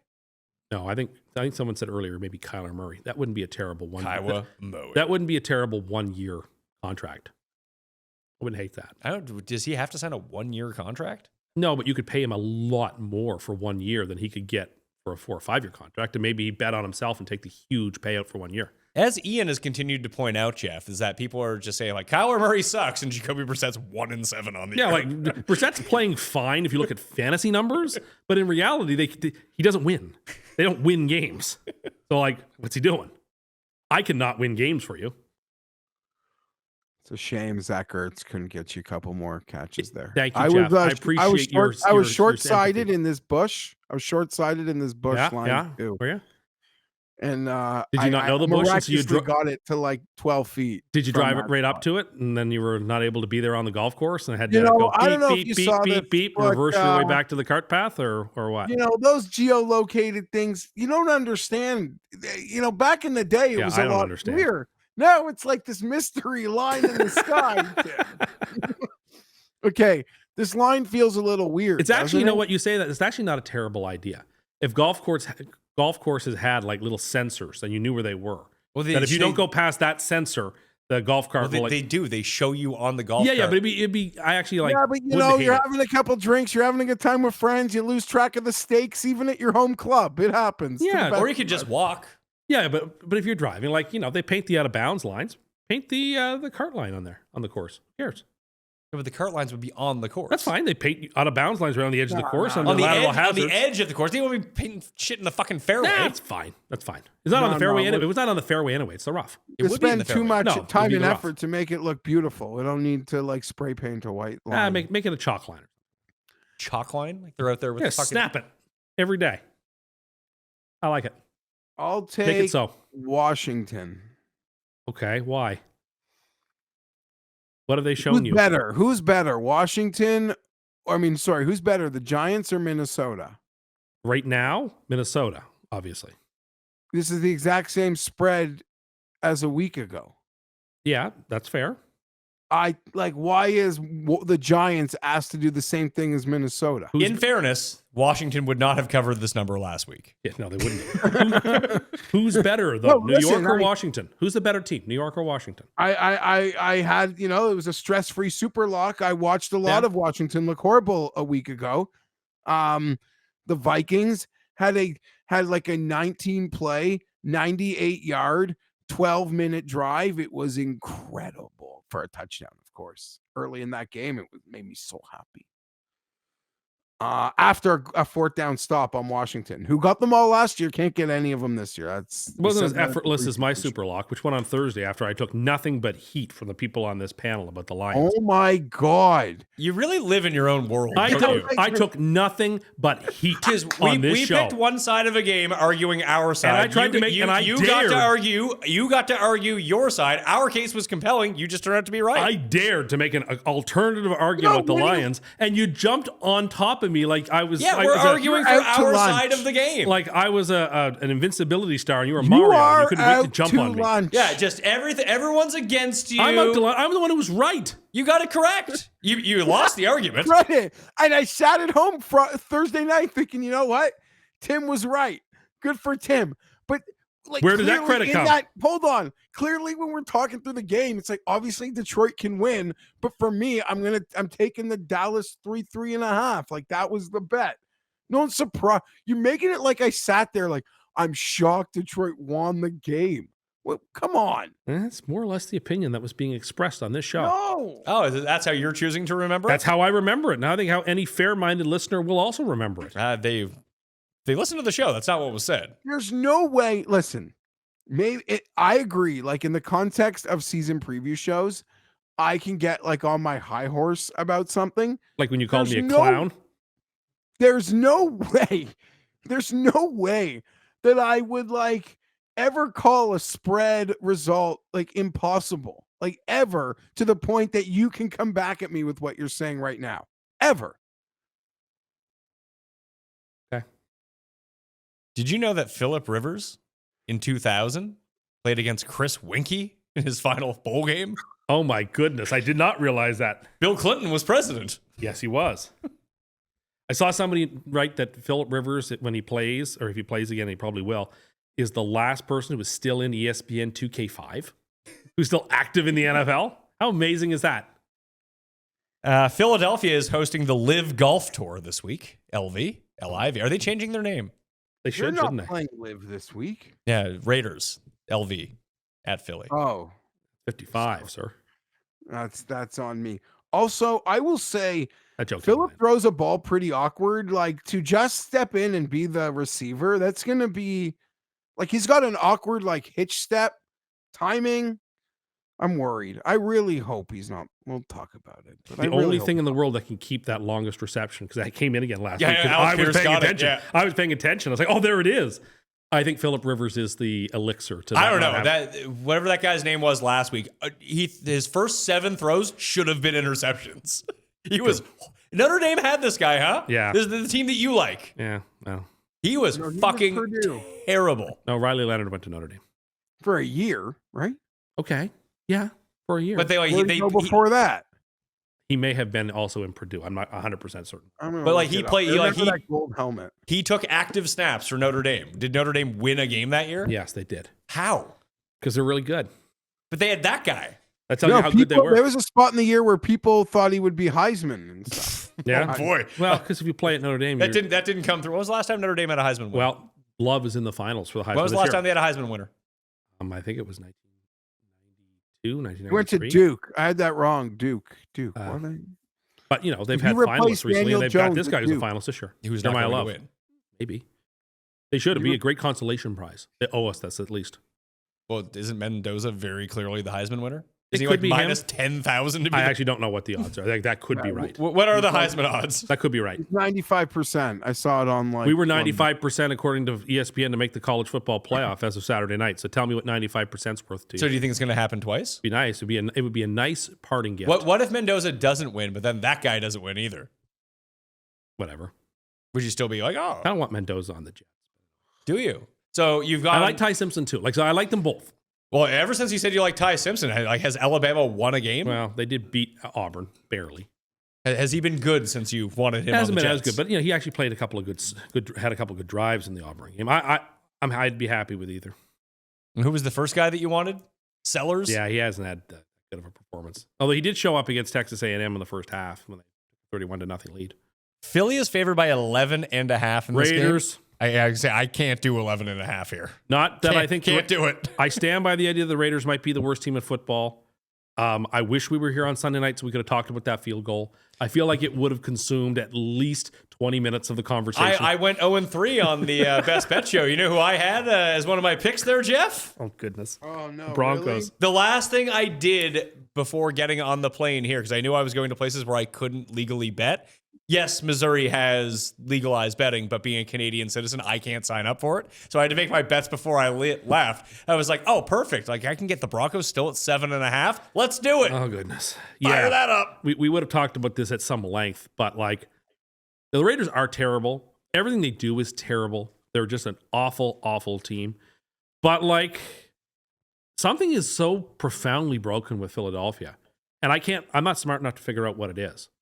Like I watched all of their game last night. I watched a bunch of their game against the Bears. I watched them week after week, and it's like, why? Like Hurts has been playing terribly. Well, just terribly. And Barkley showed some bursts at the start of the game last night, and they got away from him. And it's like, there's something really, really broken there. And I don't know what it is. And I just can't. They didn't get away from him. He just stopped running for any yards, but they were running a lot, I thought, still. They should have run more of those fake tush push pitch outs to him. Those were very effective the one time they tried it. I'm like the one guy, not the one guy. I'm like all of you who scream at the tush push, like, do something else. It'll work. I guarantee it'll work. And it happens on my ass. I mentioned this 3 weeks ago, and I kind of forgot about it. Just the moment Lane Johnson went down, like, terrible. It's been a problem, but that doesn't explain some of the defensive issues. Well, no Jalen Carter. Yeah, that's true. No Jalen Carter, no, like they lost their best offensive lineman, their best defensive lineman, and the whole system is crumbling. I still don't think they can lose this game because I don't think the Raiders are competent enough to actually even back into a win against them. But I think it'll be close-ish, 17-10, and I'll take the Raiders to cover. Ashton Genty is going to go off in this game for everyone in their 11th place game in fantasy. Yeah. Well, here's the thing. Pick him up if you're in a guillotine league. Spend all your money on him. Oh, you must have been with Bill if he was telling you about his guillotine league. Apparently, that's what the UFFL is going to be next year. Yeah, he's a all in guillotine on league. I'm in for that. He's all in on guillotine leagues. I'm in for that. To have the keeper league as a normal fantasy league. No, we're changing the keeper league. Oh, the idea was he described it today in the thread. I mean, shockingly enough. Wait, he described when it comes down to what the keeper league does as the person who runs the league. His idea was his league would be the guillotine league. And the keeper league would stay. Mine's just going to be bets. If you don't bet at least $1,000 a week, you can't play in my league. You're out. I don't think I'll have many participants. No, you got to play in it. You're pot committed. Sorry. Whoever has the best picks with real money at the end of the year is up the most money. That's who wins. There's a league. That's something.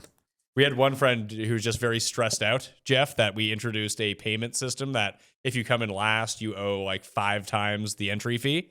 Like, that's the punishment. You just owe a lot of money if you come last or second last. We have one friend who's very concerned about, like... The points rule came into play this year. It did, yeah. For the first time in years. I had to figure out how to fix it, but I did. I bet you it wasn't very hard. It was easier than... If I could figure it out, it's easy.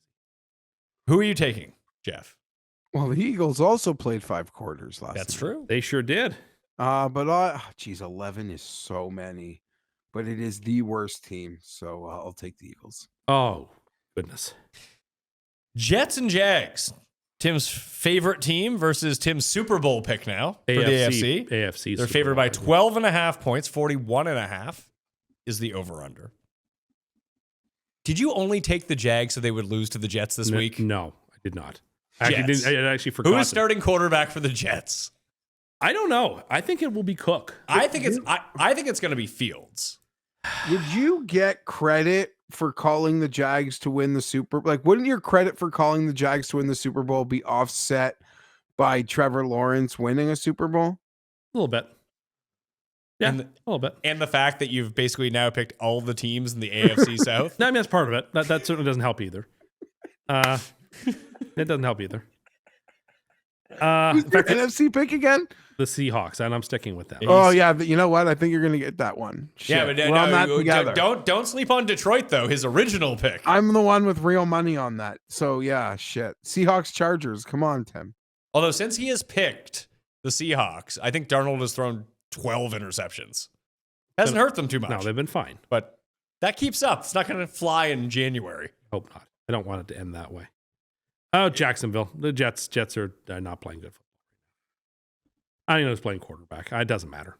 They're not going into Duval and winning or covering that number. Oh. Well, the biggest thing was the reason they weren't able to bring in Fields because he got hurt last week when they asked him to play Wildcat quarterback, and then all of a sudden he was injured and deactivated for the game. So I'm guessing like Fields is bad. This Cook guy was another level. Well, he's a rookie in his first game. He's so bad. He was a rookie in his first game. So what do you? I don't expect like fireworks from an undrafted Shedeur rookie. won his first game. Well, anyway, I have very low expectations. I think Could have drafted Shedeur instead of this guy. Like, how many games do we have on Sunday? There's 5 games at 4 o'clock. It's as many as I games, remember. 1, 2. But there's no more 8. buys. There's 8 games at 2 o'clock. That's good. So one game gets dropped. Yeah, it's 8 and 5, right? Yeah, I there's like 5. that. I like the 5. Jeez, that's Like- a loaded day. Holy We can't drop the moly. Jets. I have to watch the Jets. Yeah, but the Jets will be on. We probably drop the next game. I actually kind of think the Jets will cover, but I'll take Jacksonville. No, if it's Cook, I'd lay like alt 21. That's the thing. Like we don't know if it's But like Cook also played. It was his rookie game. Like, I don't rookies care. can get better. I don't care. Jets rookie quarterbacks in the 5th round are going to get better, are they? He can play better than he played for half of a game yesterday. He didn't. Yeah, know he so could- good that they could lose 48-6. We'll see. I'd take the points if it's Tyler or Fields, but right now it could be Cook, so I guess give me the Jags. I'm with him. If it's Tyrod or Fields, I'd take the 12.5 here. Arizona at Houston. This is like super lock contention for me. Is this 1 o'clock too? Yeah, It it's is the last one. 9.5. Cardinals are 5-1 ATS on the road. Cardinals play well away from Arizona. That is so good. I like Arizona in this spot. Really, eh?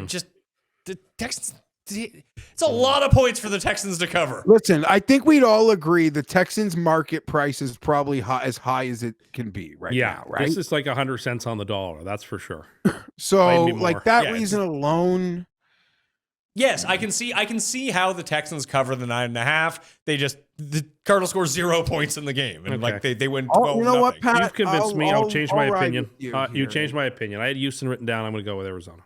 Oh, I don't Don't want to di- be in consensus though. Now Well, we're I'm not- Arizona. the- It's The coin took Who does Houston. Houston play next Listen, why are we siding with the guy who's 20 games under 500 is probably not a good idea. no, but I don't. If I had a strong opinion, I wouldn't care. Yeah, I what don't you have a thought. super strong opinion, but you made a good case. So, okay, sure. Take the Cardinals. Just feels like a lot of points for Houston. It is a We lot. just watched them. Oh, Look, Houston plays the Raiders next. Kansas Houston's City gonna- should have won that game.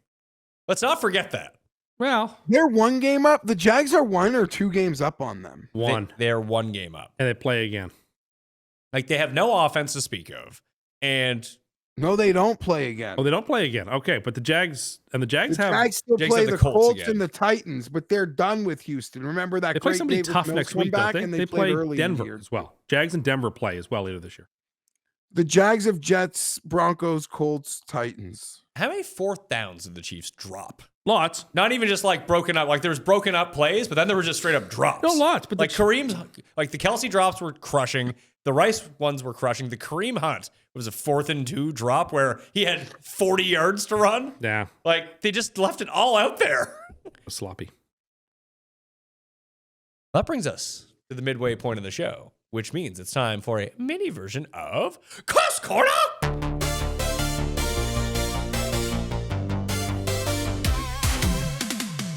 Cust Corner, it's Cust Corner. Cust Corner, it's Cust Corner.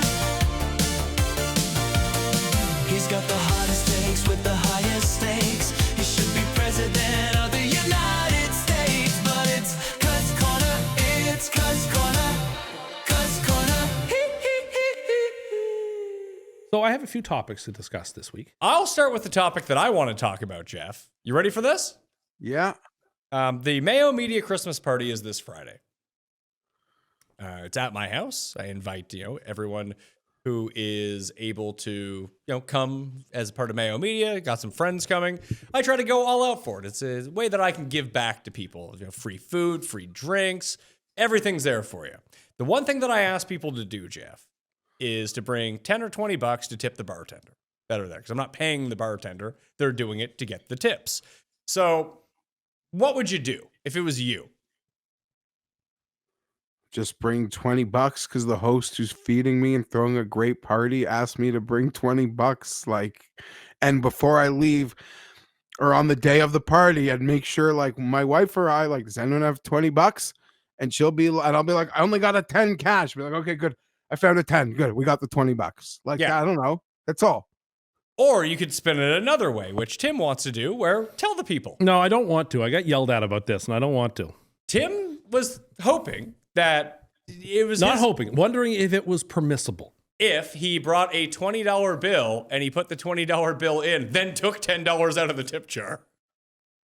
My question was, is it ever permissible to make change? Why do you need to make change? Yes. But you have to ask them. Okay. They have to do it. Or put in the $20 fucking dollars. What if you don't have a 20? What if you have a 50 or 100? Can you make change with that? Well, that's a little difficult because then you're putting them in a bind potentially, and they might not be able to break 100. But then Tim asked at the open free bar at my house that, they probably bring cash for a float. What fucking float? Maybe they have a what float. Does that mean? I don't even know what that means.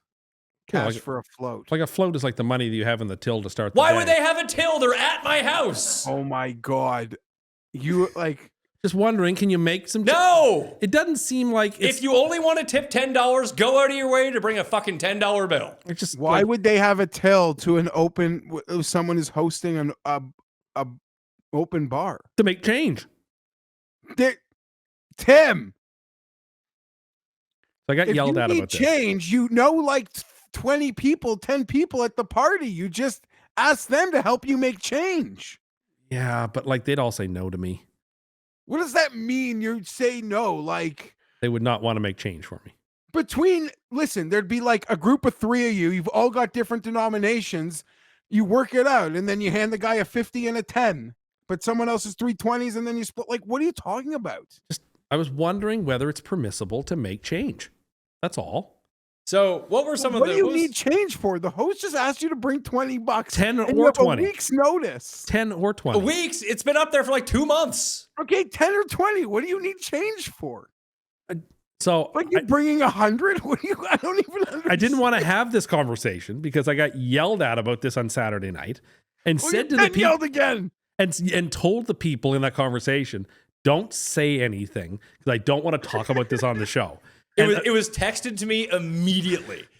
The people that I showed in Kansas City had a good laugh, classic Cust. Well, I don't understand why it's the worst thing in the world to make change. I don't know where I was, but someone did just make change, but I was tipping them. Was it? And then they made change for me out of the tip jar. Which all I was wondering, can I do that? You say I can if I get permission. That is like an establishment. This isn't like a private residence with someone throwing a party.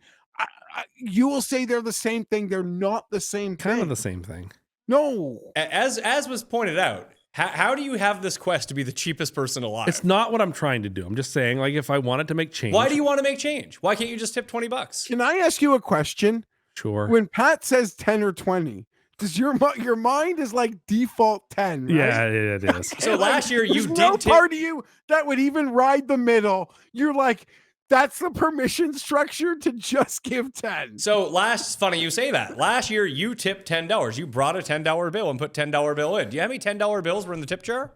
A few. One. Well, maybe other people made change and they took those $10 bills. No, they didn't. When they heard 10 or $20, they brought 20. I don't even want to defend myself too much, other than I think it's not the worst thing in the world if you wanted to make change, if you had bills bigger than what you were intending to give.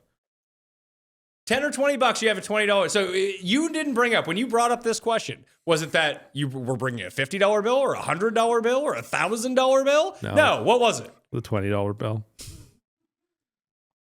Can I have a 10 back? That's all I wanted to know. Be allowed. And what were you told? No, absolutely not. Under no circumstances. I got screamed at. I was like, okay, all right. I understand. Did people call you cheap? What What was the worst thing you were called? I can't say it publicly, but it was foul. Why it was not? like, What were you called? just mean, nasty, cheap. And I was like, I don't mean to be any, I mean, I'm giving a tip here. And it's like, you just wanted to know if I was allowed to make change. Clearly I'm not allowed. I wasn't going to bring this. I didn't really want to even have this conversation. I felt like, okay, the case had been made. I can live with that. But no, someone had to immediately be a tattletale and tell on me. And now we have to have this whole conversation in public. I didn't want to have this conversation in public. But What you're is not going- able to do the critical thinking of this like alone and figure, you know what? I'll just It just spend occurred to $20 me. bucks. No, it just occurred to me. I wanted to know whether it's possible. I was just like pontificating. If I brought 20 and I wanted to give a $10 tip, could I ask for $10 back? No. Could I ask for $5 back? $5 back. Why would there be a $5 bill Like, in I there? guess you could, like, in theory, at the end of the night, like he's got his wad, people have tipped him, he's working on it, and you come up there. And say, like, listen, sure, but I it's need so- $10 back. I tipped too much. Yeah, it's sort of like it is very unbecoming of the situation. Listen, if you want to do it, go for it. I'm bet you I'm not going to do they it. they will Like, have like, they will Cam- have no problem with it. It should be fucking embarrassing to Like yourself. Cam, you know, he's having some drinks at Chuck's Roadhouse. You can like give the guy, he can get change for you out of the tip jar. But this isn't that. You can just give the $20. Right. How many dollars worth of meatballs do you think you're gonna Not get? as many as it's been made out to be. That's for sure. Are you a one ply guy? No, not. But it's sort of like the same thing. It's like you can, you know, the floor is one ply and then you can go more. Paul said he's gonna get there early, so there are some meatballs left for him. Oh, okay. Look. Again, this has been blown out of proportion. I had like 7, and I was told that I ate the whole. That did not happen. That's not how Paul tells it. Well, Paul had been very, very well served that evening. Well, as he should be, because all the booze is free. And you're like, how little can I pay for this? I just, you said bring 10 or 20 to tip, and I thought, well, I'll bring 10 then. You're the only person who thought 10. Well, why did you even put it there? Just to see. Maybe I set this entire thing up. Well, I mean, I guess you got me. Jared, are you bringing 10 or 20? I'm gonna bring 20. Yeah. You know what? People they'll be Jared's really nice also about two it. people. Yeah. If you were to ask, they'd be like, "Oh my god, yeah, no worries." And then as soon as they leave, they're like, "This fucking jackass, this fucking jackass asked me for fucking change," is what they would do. Here's the problem, though, Don't Tim. want that This shame. is Tim. This is like, you know, there's these people that are like coming with, you know, never mind. There are people that will tip more than $20. I'm sure there are. I don't for think that's a sure. bad thing. That's Yeah, you that's know who great. those people are? Also, the people that like, you know what, this bar, like Pat's throwing a great party, but every time you see me, you're making my drink first. So I'm giving you this right now. Yeah, they know. Like that's the expert drinking move. Okay, I guess you win. Like, I don't even want to fight about it. I just thought, I'm like history's greatest monster for suggesting that maybe you can make change when there's money there to make change with. But no, I can't do that. So, okay. But I don't even understand. Why you It's want to have not the even change? like- It's not even like change. What I'm sorry. They're just such normal denominations. Like it's not like he's asking you to bring $7. No, So but it's like if I came and I only had a 50, like, could I not ask for a change? Why are you bringing a 50? That's not the question. The question was if what I had on But me why? was- But why? You know what you're bringing. if for whatever reason I only had a big bill, would it be acceptable I'm to sorry, ask for pal. change? House Yes, rules like say I guess in $50 theory tip. you could. It would be better for you to ask change than give nothing. Oh, agreed. Yes, and Agreed. it would look a lot better if you brought a $50 bill. Like, hey, can I take 20 out of here? And even you overtip, not what I asked everyone to bring. You put in and then take more out. I was still meeting the rules. Okay. All right. Fine. All right. Think about all the food you got to take home last year. Oh, right, it was too. great. It was great. I had so many egg rolls home. Paul brought you that Tupperware as a Christmas gift, and you filled up all the Tupperware. know, It was the middle of a it's snowstorm, fine. so like only a quarter of the people came. Oh, it was great. Imagine going to like one of your best friends' Christmas parties with your like game plan of beating the house. Not what I'm trying to do. Yeah, you know, I just had to tip the bartender. That wasn't my point. Wasn't my point. Anyway. What other topics do you have? Okay, so I have a couple topics.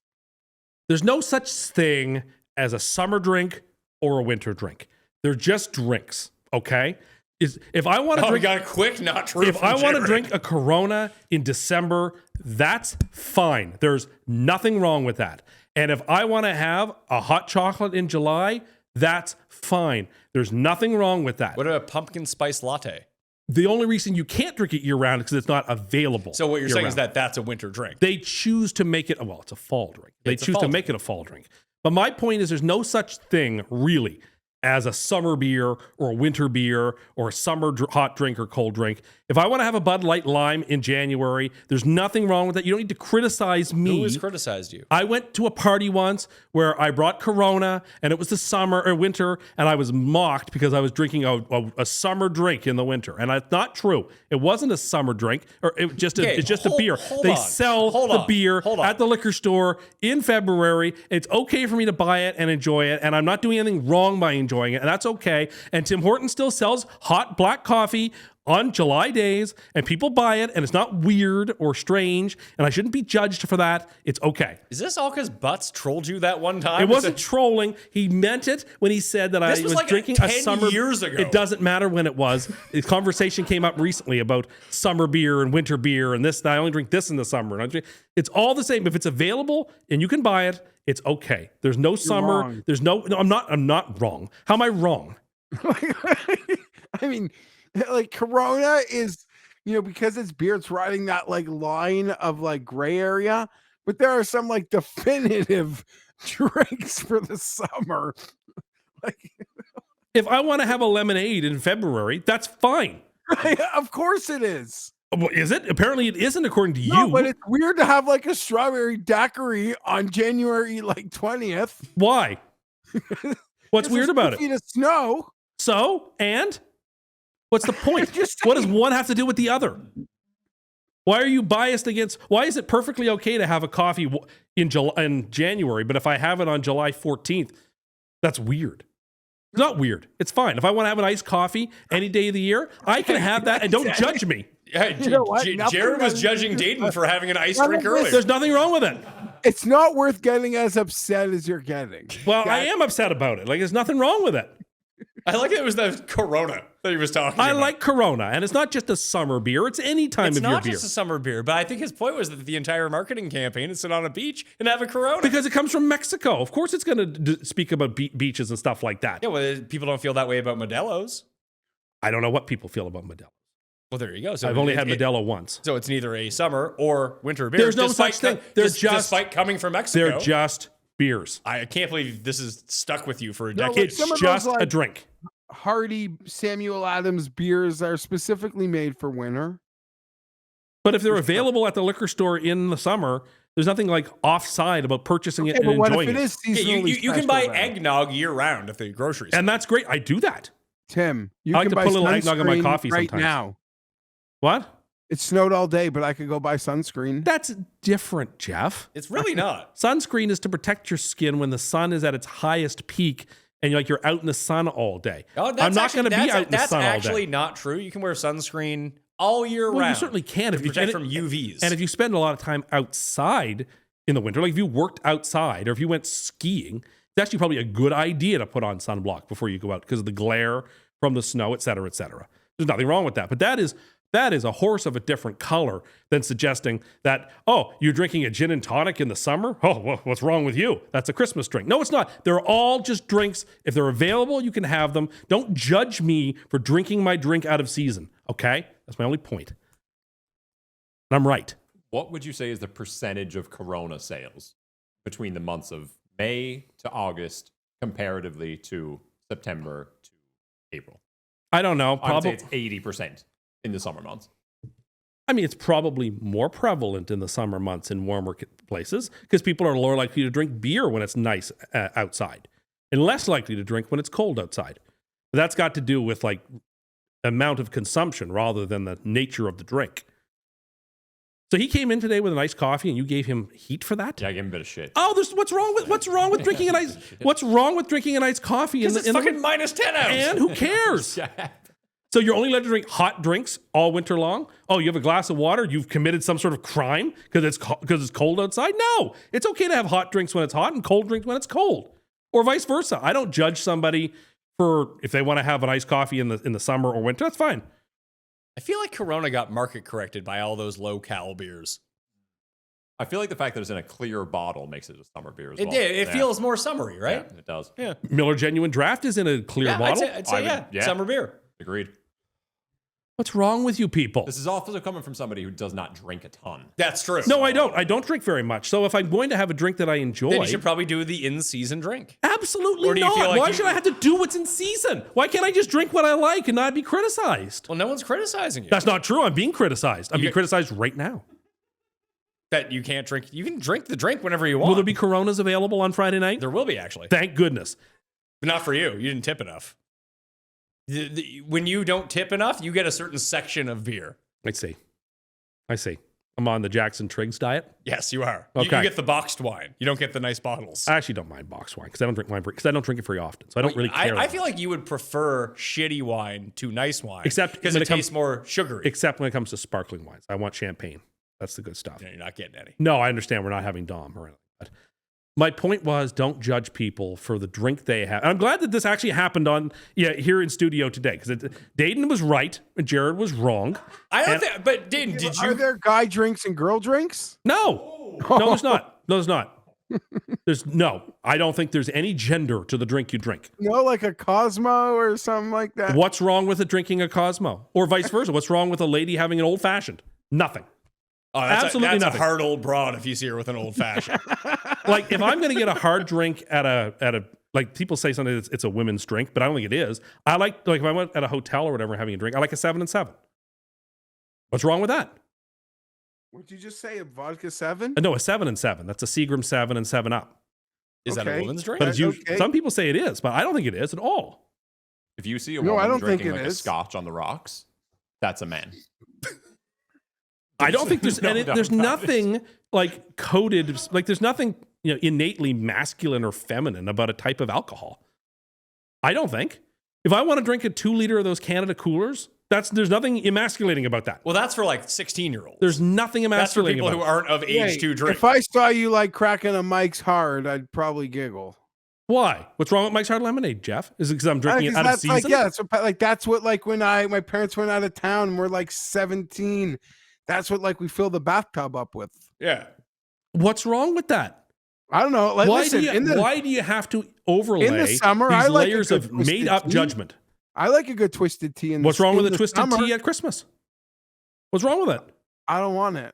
Why? Why don't you want it? Does it taste differently? No, it just doesn't hit right. What doesn't hit right about it? I'm going to push you on this. Now, if you're going to make the case that he's not there's a fucking seasonal Steven. drink, if there's a seasonal take, I'm going to actually push you on it to actually provide me with the reason. It can't just be I would vibes. rather like at a Christmas party tomorrow. I'd rather, a nice, little Tito's with some ginger beer, like instead of a twisted tea. Because That is what I prefer in the setting. I don't want to walk around a nice Christmas party with no twisted tea can either. I don't understand that. Like to me, adding that extra layer of judgment and like But rule structures. But you're the one who feels the most judged by this. Because I'm being judged. Normal people would just do what they want to do. Well, I try to do that, and I get judged. And clearly, You from this think- conversation, you think Dayton that, did like, too. He couldn't You buy think an the- iced coffee. You think the 22-year-old working at McDonald's is judging you? I'm just like Dayton is on my side. Dayton, are you on Tim's side with this entire conversation? You have a very yes or no type career decision here. Which side are you on, Dayton? Gonna have to go no. Not on your side. So you felt okay with Jared berating you.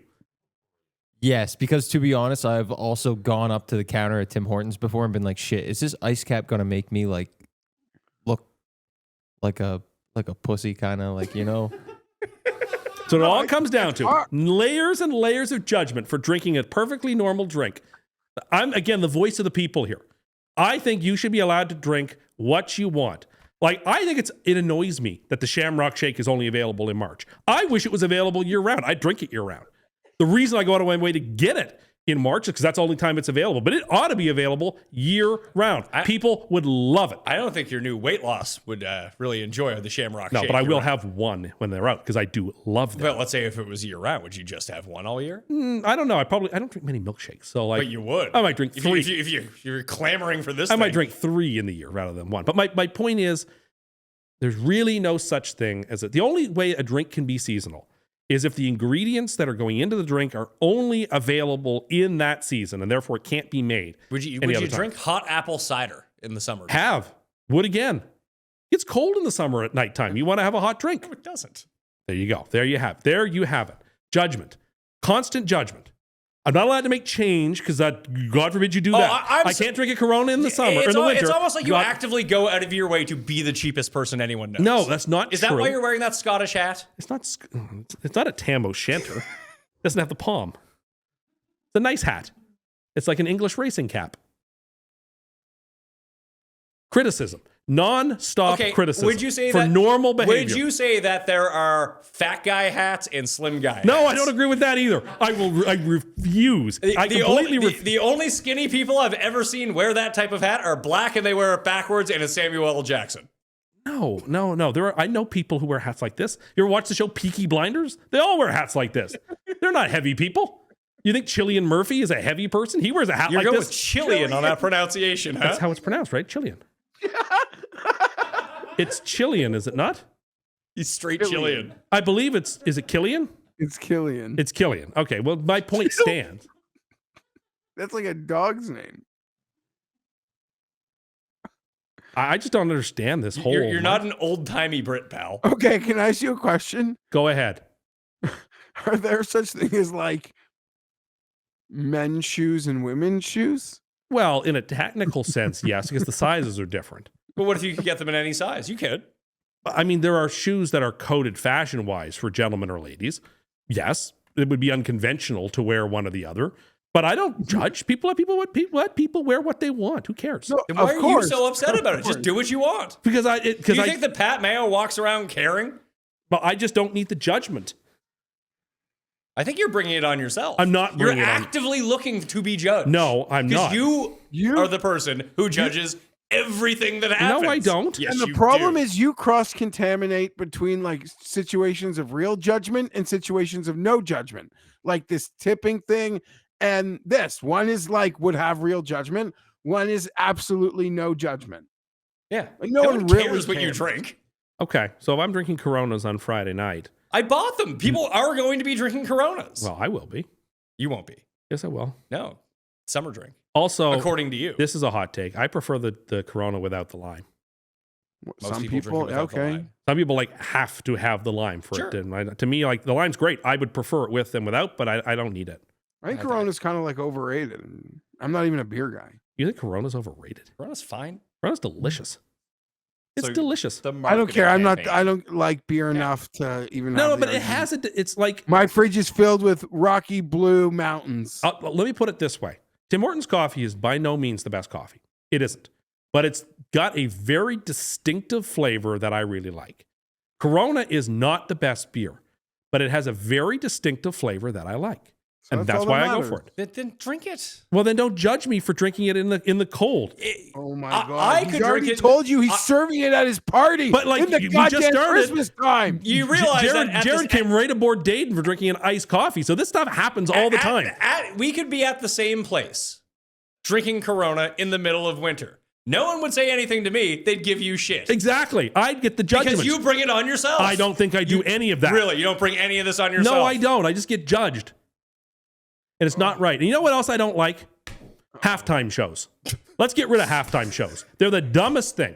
If I'm watching a football game, a soccer game, whatever, the halftime is a break for me too. You can go take a break. You don't have to watch But the if it's halftime something show. like really cool during the halftime show, I feel like I've got to stick around and watch what's going on during the halftime show, and then the game starts again, and I didn't get the natural pause in the viewing experience. Why do you that feel I need you or have want. to do all these things? But I just, Oh my God, dude. I think we should do away with halftime shows. Do them What do you pregame. mean? Do a What do you big, mean, do a just big. go run commercials? Just do it so that people can leave the room and use the Leave washroom. the and room. Yeah, do whatever they're going to do. Take the break No, that the leave. halftime's for. Dude, this is you. Like at some level, are you taking zero personal responsibility for how crazy you are? What do you mean? What do you mean? I don't like these halftime shows. Mostly their music I've never heard of to You begin with. have to sit there and watch them, and you can be personally responsible. No, but I've got for to your watch own them. actions of not getting up, No. or not changing the channel. I'll tell you, Pat. I swear to you. Obviously, like in a past life, I would probably watch like full pregame or whatever, or some of that stuff. I swear, I don't think I even like randomly caught a second of like pregame with audio that I was listening to this year. I don't do it. I'm talking about pregame. Talking about the halftime show. I understand have to that, watch- but like you don't have to watch normal the live people show. are out of the room. Yeah, but like something Go big have a in pop smoke. culture could happen. Then and I watch don't it on want to fucking when I you're don't want to scrolling miss that TikTok moment. after. What do you want? Like Terry Bradshaw chuckling? What are you missing? I just want there to be like nothing really important going on at all Nothing at is halftime. important. They're showing highlights you're watching on 7 TVs. That's not the halftime show I mean. I mean halftime show into like musical performances. Oh, well, that one in Detroit was awesome, Jack White. But I do that pregame. Don't do that during the middle of the game because then I have to sit there. It's not the middle of and the game. It's when watch. they're not playing Then I the have game. to watch. That's when I say halftime show, Geoff. I mean like the choreographed performance Why halftime can't shows. you get up? Why can't you see that as a break? You shower in the freaking interlude I love of it. CBS Golf. I love And it. you That gotta half see- hour is the greatest invention in the history of sports So television. why can't you look at the halftime show? with Because that? something's going on and it could be really important in pop culture and I don't want to miss it and people are going to be talking about it. And if I've missed it, then I won't be able to Anything participate in the relevant's gonna conversation. be clipped into like a 30-second clip. It'll be all you need to see. What are you talking about? Also, this is why people pick on you. Why? Right here. Why? Right here. What did I do? I have to watch it so I can be a part of it. I have to watch You it. don't have to watch it. Like, I don't know who the Bad Bunny is. I have to watch that halftime show. I have to see it. I don't want to, but I have to. So if we have the party here, let's say it's Super Bowl, it's halftime show. Half the people are going to be outside because they don't give a shit. Yeah, I mean, I don't either, but I got to Guys, see it. you don't give a shit, don't watch it. But I have to, and it's not right. And I should get that. But I if want that break. if we had the halftime show and instead, like your buddy, dim the lights and brought in like 3 strippers, you wouldn't watch that. Not understanding my point. That has real value, though. My point is, put those performances on pregame if you want. Don't make them during the Some of middle of these the game. big games do have a big pregame. Then let something that now, be too. it. Like, why do I feel like the natural break that I need during the game is taken away from a halftime Okay, show it happens that I feel obligated to 4 watch. times a year, the 3 Thanksgiving games and the Super Bowl, when the most casual people are watching to keep them entertained. You're No, but gonna, My like, wife might be watching that game. you're- She'd love to see that. You're gonna get drawn one of these like Thanksgiving games next year, or the year you think you're winning the Super Bowl in 27, Tim, and you're gonna lose, and then you're gonna blame the extended halftime on the team's like second half play. That does seem like something I could get myself to. So you're happy that it happens then? No, I So don't want in them. the future, you can blame it. Just do away with half times. They're overdone. I don't think they were that enjoyed. I don't even Move on. watch some of them. I'm outside getting air, having a smoke. I don't like them. Get rid of them. Because you don't like them. I don't like them. I Then don't watch them. It's very easy It's the to do. number one reason that I get annoyed when I watch hockey is that there were 2 intermissions. I like the full long halftime break, not 2 intermissions. I feel like it's too much. It breaks up the flow too much. You are beholden to some okay, I mean this like politely and maybe not as rude as it sounds, but I've Go also ahead. say this about like Tiger Woods. Like you live in like your own jail. Like in your head, like if you feel obligated that you have to watch this, I do. you cannot get up. You are in like a cell made in your brain. But I'm the maven of pop culture. I have to be around these things. If you're the Maven, but you didn't know Jack White was. You don't Well- even know who Bad Bunny is. You retire. You're not the Maven anymore. Well, I certainly won't be if I'm not watching these halftime shows. Well, if you don't know who the person is anyway, what can you I comment? feel like they're cultural moments that I have an obligation to watch. And I don't get the break that I think I need to have. You know what I'm saying? Maybe you should. You know what I'm saying? Maybe you should pace yourself a little bit better if it's really taking that much out of you. That you need that break. It doesn't take that from much out of me. watching a football game. It annoys me. Segment. This was classic because you and your tipping, which is always laughs. You and your neurotices about the drinks and judgment, and now this, which is. But I was proven right about the judgment. It happened in this very studio today. And Boom. you know what? Dayton Evidence. didn't care. You bullied him into not caring. He went on with the rest of his day. He was bullied into that. Dayton, were you gonna cry on the way home because Jared bullied you? It was literally one sentence that he said to me, Tim. See, I would have thought about it all day. I didn't come aboard Dayton either. I said, it's cold out, Dayton. Interesting choice for a drink. He said, yeah, I know. That was it. That was it. Also, Corona. What do they sell in the store? Like with Corona, you know how they have like add-ons? Mm-hmm. What's the first thing you think of? Coolers. And then sun hats. Well, yeah, because it's a Mexican beer. It's a straw hat. I agree, but it's because it's a Mexican beer. And the marketing campaign for Mike's Hard Lemonade. Slogan, pucker up, women's lipstick on the billboard. Would you say that's tailored towards women? I mean, that ad certainly is. I would concede that. But I refuse this whole like genderification of alcoholic drinks or non-alcoholic drinks. Tim's just not one of the pronoun guys. Anti-pronouns. I just don't understand how, like, because it won't stop here. Am I not allowed to drink a DC in the winter? You would have the same. You'd have the same opinion of like a dude like chugging a beer and like then seeing like a girl chug a beer. I don't think one thing is more masculine than the other. I think chugging a beer is like it's you like differently, like see, like no, not really, no. Okay, I don't see a distinction there. You're just chugging a beer. Okay, who cares? You do. I mean, you do. You just hit on it. You do. You know, you just said that you would have thought about that Jared comment the rest of the day. Oh yeah, that would have. You're the one who cares. The rest of us don't care. That would have bothered me for the entire day, and more than the day. I'd have thought about it the next time I went to Tim Hortons, and the next time, and the next time. And am I going to get another one just out of spite, even though I don't want it right now, just because I was told I shouldn't have it, so I'm going to get it again? Or am I going to get the other drink so that he doesn't come right aboard me again? Like, what's going to happen? Like the person who made the comment to you about the Corona in the first place did it as a laugh. Then he forgot about it. No, he was sincere. Wasn't. Well, I guess he's getting what he wants now because he really is. Because it got me. I don't think that he thought he was going to get the mileage out of this joke. It still bothers me. Clearly. Maybe just don't let it bother you. Those of you who are listening, you're just like Stacy from Wayne's World. Just like get over it. Move on to someone else. Those of you, and this is a very micro-targeted comment. For those of you who are listening and are coming to the Christmas party on Friday, don't say anything if I'm drinking a Corona, please. Don't ruin my time, please.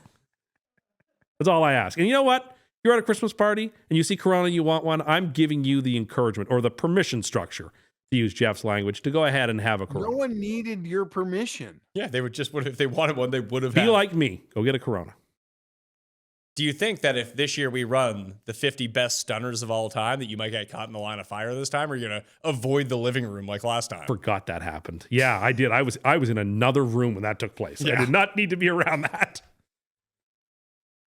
We just had the best stunners of all time, Geoff, and then a few people got pretty fired up for stunners, then tried to start stunnering everyone. And it was awesome. That did happen. I went to another room. But Cust, you could see Cust just walking backwards, Vince style, into a stunner. Which is oblivious to what's going on. I'm like, turn around, just boom.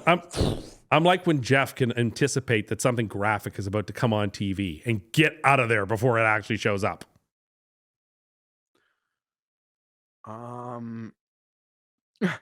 Listen, I was at a bachelor party once where, in the groom, like a lot of them, like the groom's brother is a bit awkward and always uncomfortable.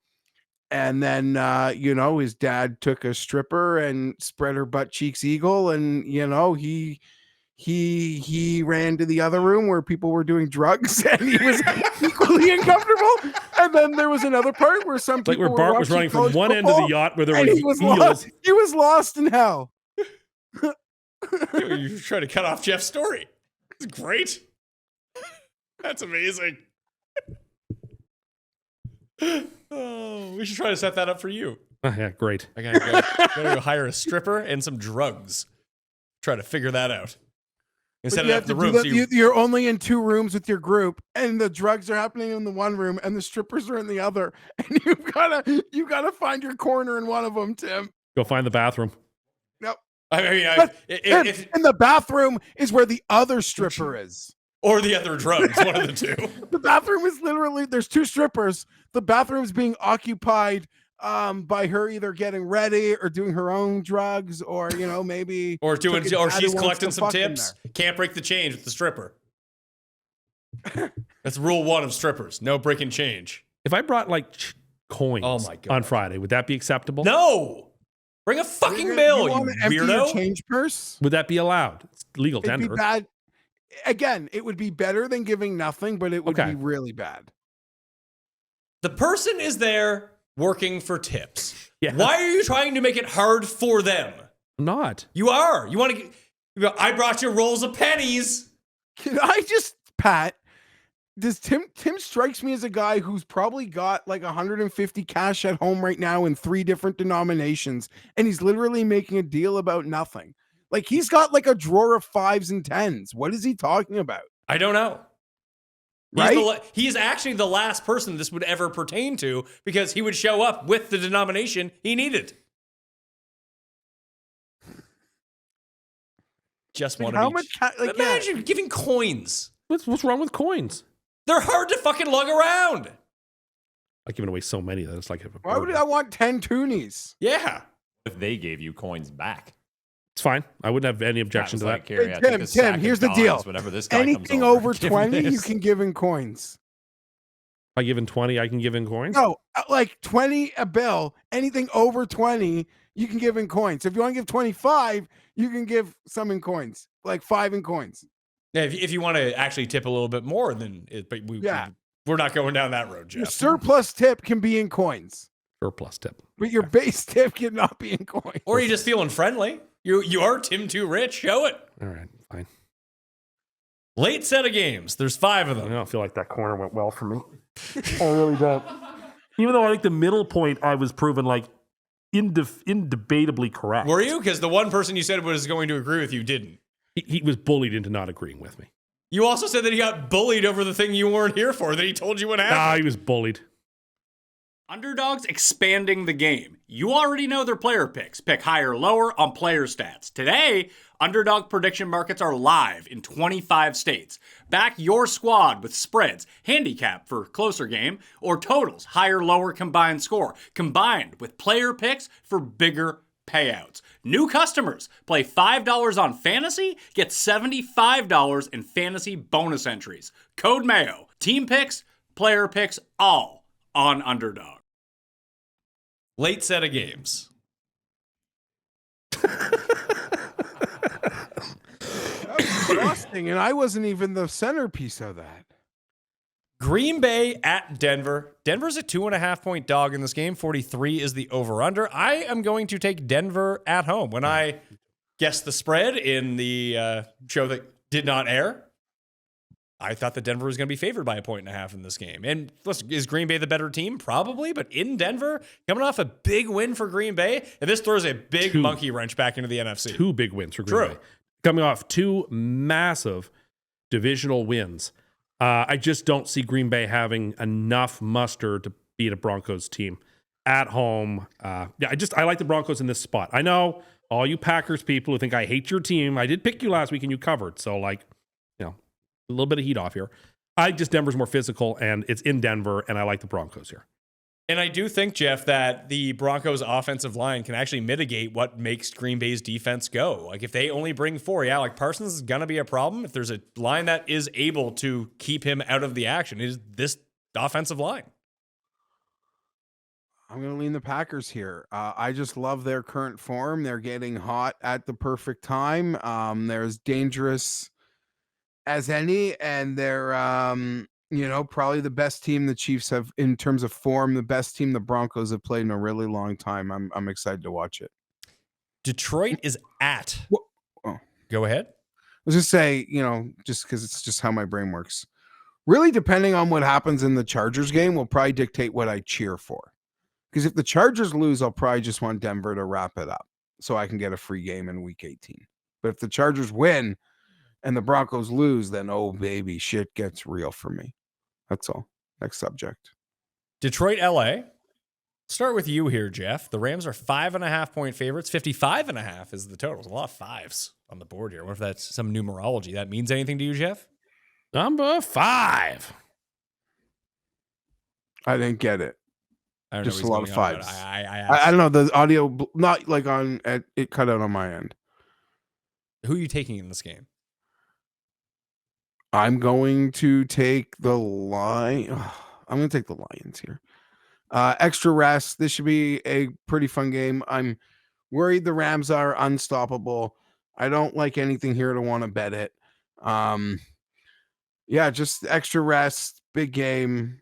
I see this being like a field goal game, so I'm gonna just take the 3 points. Rams 31, Lions 28. I like the Rams. I don't know how Detroit stops them, and I do know how the Rams stop Detroit because they actually have a good defense. That if you stop Detroit 3 times in this game and force them to punt, you win by 17. Detroit struggles on the road outside. They don't have that problem here. This is a road indoor game for Detroit, essentially. It's an indoor game. Yeah, I just don't see a path to the Rams covering the number. Rams can win the game. I just think it's going to be a super high scoring back and forth game. To win by margin, I think it's going to be very difficult. Detroit coming off rest, Detroit in a desperate situation as well. It's not like they're not going to be like on fire for this game. I think it's going to be an excellent football game. I think it's going to come down to the wire. Doesn't mean the Lions are going to win it, although I think they might win it. I think it's going to be, Geoff said 31-28, something like that. I think it's going to be a super exciting, high-scoring game. Both teams are going to give us a lot here. If you don't see how they cover, I can tell you how they cover. They stop one of those 4th and 1s. But the thing is, there's another 4th and 1 coming. Sure, but you stop one of them. Like, Detroit has to get stops, and I don't know if they can stop the Rams. Yeah, I mean, Like, they don't. the Cardinals literally couldn't on Sunday. I think the Rams scored on like 6 consecutive drives or something.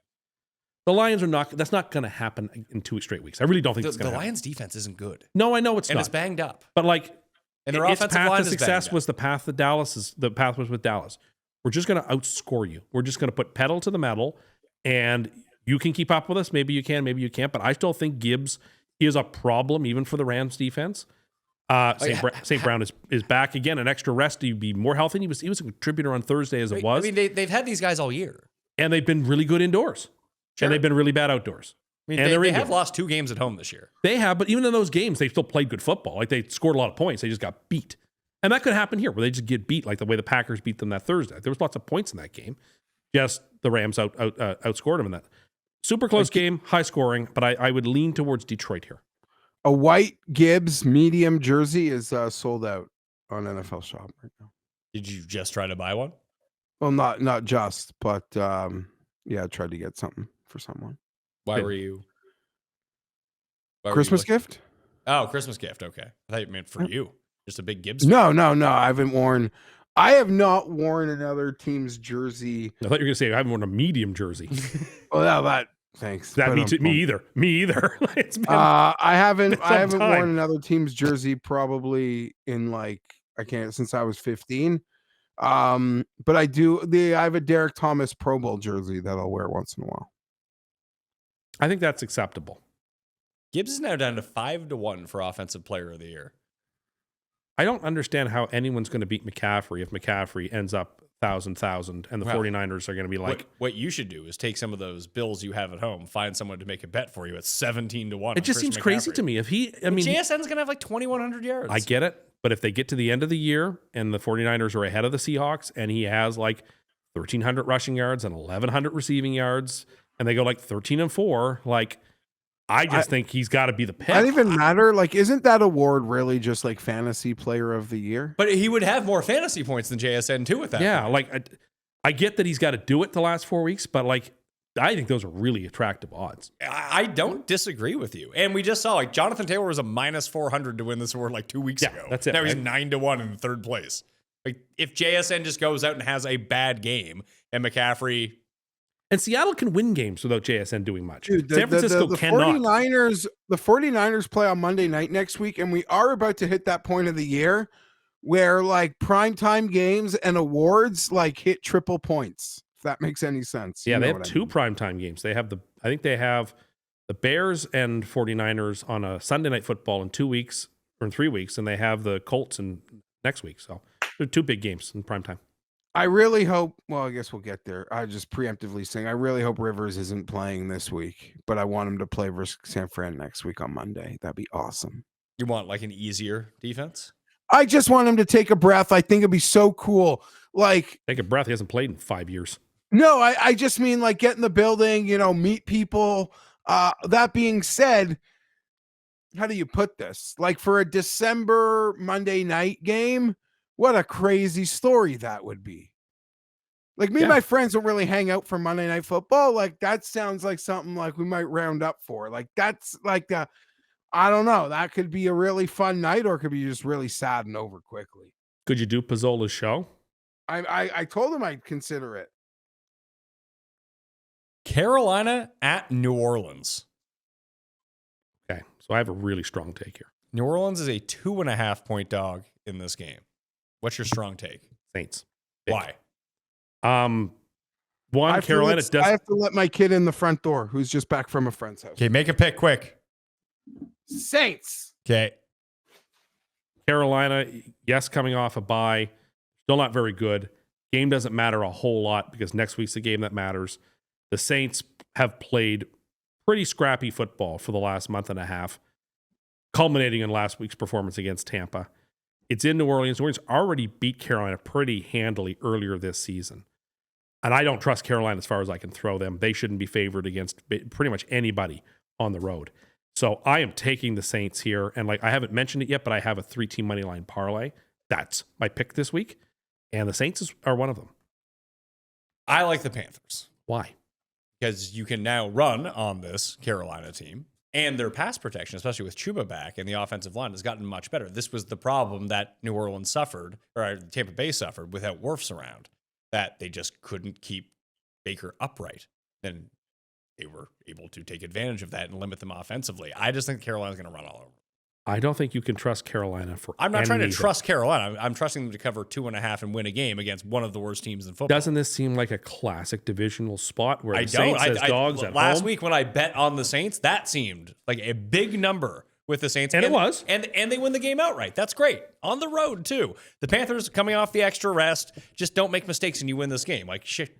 New Orleans defense has been okay. It can be exploited. Carolina's just, it's a good match for the Saints team. I think indoors. I think I'd rather have them play indoors than outdoors. I think the speed of the Panthers can now outdo what the Saints I get have. what you're saying. I just think this is a classic in division on the road, coming off a bye. Carolina 7-6. People who aren't watching football closely and haven't watched the Panthers closely No this year. one is lining up being like, you know who's great? The Panthers. I think the wrong team is favored in the game. I don't know about that. You I think can't. it should be Saints by 1.5. We tried this earlier this year. Remember when the Saints were favored? And it was like, all right, Yeah, but like that was let's calm against. down here. They already crushed them once this year. I don't know. I really like New Orleans. That's why they're on that money line parlay. I like the Saints today. I'm picking the Saints, but I can't believe it because I totally disagree with Tim. So I'm making a winter pick and you're making a summer pick, or how's that work? Yeah, I just mean like I'm picking the Saints, but think about the teams that the Panthers have beaten and what those teams would do to the Saints. But Panthers beat good teams and they lose to bad teams. QED, they lost a few weeks ago to the Saints team at home. And they are, well, it all really depends on how the bye week treats their current streak of win-loss, win-loss, win-loss, win-loss. If the bye was that off week, that's a loss. Now they'll win this game. Possibly. And I don't think it's irrelevant to them to win this game. Not irrelevant, but like not what matters most. Because they can control beating the Bucks twice. Yes. And that's great news for them. But if they just, let's say, split with the Bucks, they really want to have this game in their back pocket. Yeah, I mean, they swept Atlanta, so they have 2 wins in division. They lost to Carolina, so they're 2-1. They're to win this game. And the Bucks will have the same. They'll have a loss to the Saints, and if the Bucks win this week, they'll have swept Atlanta as well. Is that so? Okay. Because they won week 1. That's right, they did. Okay.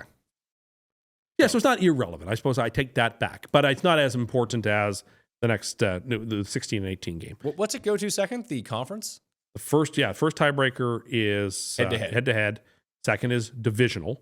In which they'll probably be the same if they split. Third tiebreaker would be conference opponents. So they really this is a It big. might be. Is it common opponents or conference? I thought it first? was common opponents when you're dealing with a wild card after division, after conference. I could be wrong about that.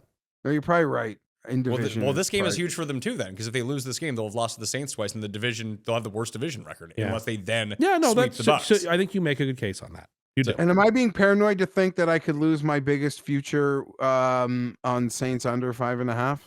You could, They're at yeah, 3 yeah. now. That's a bit. So they need to win much. 3 more games. I don't think so. Yeah, I'm I always don't think so. scared. I need this for my Panthers over too. Yeah. I still got my 8-1 out there on the division. Look, you have an excellent Buddy, chance at it. that is in play. Let's go. You could- It's if you could hedge out of it, or if you could take a cash out, Well, like I mean, 4-1, I would take that. I would. As we say in Panthers country, keep pounding. I mean, I could just bet the Bucks to win the division right now. Only one of these two teams is going to win the division. Might not be a bad idea. Fuck it. Let it ride. I'm down enough this Yeah, year. fair enough. You need to actually to win something. Let it ride. Hedging is for cowards, by the way. You Well, know, it if depends on the circumstance. Tim, if you want to wear a bikini swimsuit to the party this weekend, you're allowed. Nothing to do with what I was talking about. Nothing. I think his point was that the two things that you were talking about actually had nothing to do with Oh, each other. stop it. Stop it. Because they didn't. They did. He's just making hyperbole. To I know what he's emphasize doing. your bad I know point. what he's doing. Tennessee and San Francisco. Trying to get me going, but it's not going to work. San Francisco is a 12.5 point dog or favorite in this game. Tennessee on the road coming off a win where they were able to move the ball against Cleveland. Yeah, the whole Cleveland's defense awesome at home myth. Like they Well, got. it wasn't a myth until last Well, week. they played badly against the 49ers at home, and They then did not play badly. They against did the not. 49ers They, at home. look They- at the they gave field up position 3 short starting field in that game. touchdowns. Yeah, tell They me did more not- why you should have taken them then. Okay, they were the wrong side. No, I'm just. So you would put that game on their defense. I would like a breakdown Not of that just game on their from you. defense, but their defense didn't make any big plays when they had to. Their defense made huge plays, and the Yeah. Browns didn't move the ball and then 27 turned to the ball 8. over 3 times inside their own 20-yard line. What would you like them to do? I don't know, be a little better, get a few more turnovers. I don't know, play better. So you are kind of putting out there that you didn't really watch that game. I watched it. You did. So, but it seems like you forgot what happened in the game. I forget what happened. I like San Francisco. Why is that? I think Tennessee's going to keep covering week after week with this bad team. The Niners are legit the team that if you're worried about like who's peaking, who's getting in the right way to peak, like San Francisco could become quite a battering ram as they get into the playoffs. Given the opponents that they have left, like the Colts are a wounded duck, the Bears, that's a good matchup. Like then they have the Seahawks again. Like they have some big games. They can get through these games. They are going to be. They have an excellent shot even at the 1 seed. Well, they really need to be rooting for Detroit this week. Yes, they do. But at the same time, they're just in a spot where this team is finally as healthy as it's going to get. It's coming off a bye. I think they're every bit as good as anybody else in the NFC. And I think they're just going to crush. Really good teams should crush really bad teams. And that's what we've got here. And I'm going to take the 49ers. Did you bet against the 49ers somewhere? Because this was the exact opposite of your point all year long. They're healthy now, though. But you said that there's no way they could get healthy enough to be this good. But I was wrong because they did finally get healthy. And they went through a bye week and now they're even healthier. As healthy. I saw that, Geoff. As healthy as they're going to get. And they have some really tough tests, but like they went out, they're probably going to be the 1 seed. They're going to be a tough team to beat. And, well, if the Rams went out, they're the 1 seed. But they play each other. They don't play each other. No. But the Rams would also have a super tough schedule too. I think if they went out, they'd be the 1 seed, and that means they don't need to leave home ever because that's where the Super Bowl is. I'm just Geoff? thinking about a hearty winter soup. Yeah. There's no such thing. These you 2 can't have- games we haven't decided yet. I think my Superlock is coming. Clam chowder is not is people eat that in the summer all the time, but that's hot and rich and thick, but that's a summer soup. I'm thinking more of it does feel like more of a summer soup. I'm thinking more like of a big like beef stew, like the middle of winter in a cabin when you're out ice fishing. That's what Listen, you're if you want to go to that nice steakhouse and order a French onion in a hot July, like I'll have some of it. Yeah, what's wrong with that? Nothing. It'd be really awkward to go to a nice steakhouse and order a French onion soup. Not as an appetizer if you find it. Sure, but I think though they'd actually do it really good. I bet they I'm would sure be it would, be but they delicious. also tend to do steak better than anyone Well, this else is the too. appetizer. Oh yeah, I don't think that. Yeah, I wouldn't. Yeah, this is not this part is coming of a, before the steak. Yeah, Yeah, talks sense. I'm pretty much out on We're appetizers talking these days. multi course here. I'm okay with them. Depends on where Sure you're you going. are. No, I'm okay with them. So I like a All team right, as fine, bad as fine. Tennessee. All right. Sure. A team as bad as Tennessee, don't you just want to fade off a win? What are you crying about now? Oh, fine. What happened? Teasing. Nothing. I'm just teasing. We're having fun here, Jeffrey. We're having fun. We're almost at 3 hours here. We're fading. Yeah, well, we're not fading. You're just like losing your mind. No, I'm not. I mean, you've previously lost your mind, but it's getting worse. No, it's not. You're gonna start talking to yourself soon? I don't do that. I don't. Come on. I talk to myself. Not on the show. This is under the same category of I don't fall asleep in cars. Not on the I show. don't fall asleep. Not on the show. Well, that was my point. Sure, I've done it outside of the context of the show. Everybody has. Yeah, but I don't do it on the show. You do it a lot. I don't know if I do it a lot. I played golf with you. Occasionally, I will talk to myself. Yes, I agree. That will happen. It's usually And you're not really ever talking to yourself. You're yelling. I'm trying to sort myself out. I agree. I agree. If I'm talking to myself on the golf course, it's because I'm playing some very putrid golf. It's not just golf. You do it in the room, too, when we're watching the games. Well, like sometimes I'm just so frustrated. And then you hit yourself in the head too hard. No, that's out of wives' tale. Jared, have you seen him hit himself in the head, which he claims he doesn't do? I didn't say it. About too hard. It happens basically every time. Basically every single Sunday. Not too hard, though. No. That was my point. You like suffered a concussion, basically. Like if you hit me or Pat like that, we'd be like, what the fuck's wrong with you? I wouldn't. Well. Jeff, what are you taking? What is going on the show? San Fran. I'll take Tennessee. San Fran covering by margin seems almost impossible, but against this team, Yeah. No, listen, San Fran has a very, very good offense. Just Tennessee's. This is the graveyard. It's the 5 o'clock games. There's always one or two complete routes at 5 o'clock. That's probably this next one. Well, it will depend. Is this the Phillip Rivers line? I don't think it really makes a difference of what the line of really who's don't playing know. quarterback. I don't know either. But it's minus 13 for Seattle at home, 42.5. Just give me Seattle. What will it look like, Jeff, to see Rivers play in a number that isn't 17? Oh my God. They could give him 17. No, it's Daniel Jones's number. Well, he's not there. He can't reassign during the year. That's not going to happen. You can't? They've sold how many Daniel Jones jerseys have been sold guess that what? are in? Well, it's not like he's keeping the number into next year.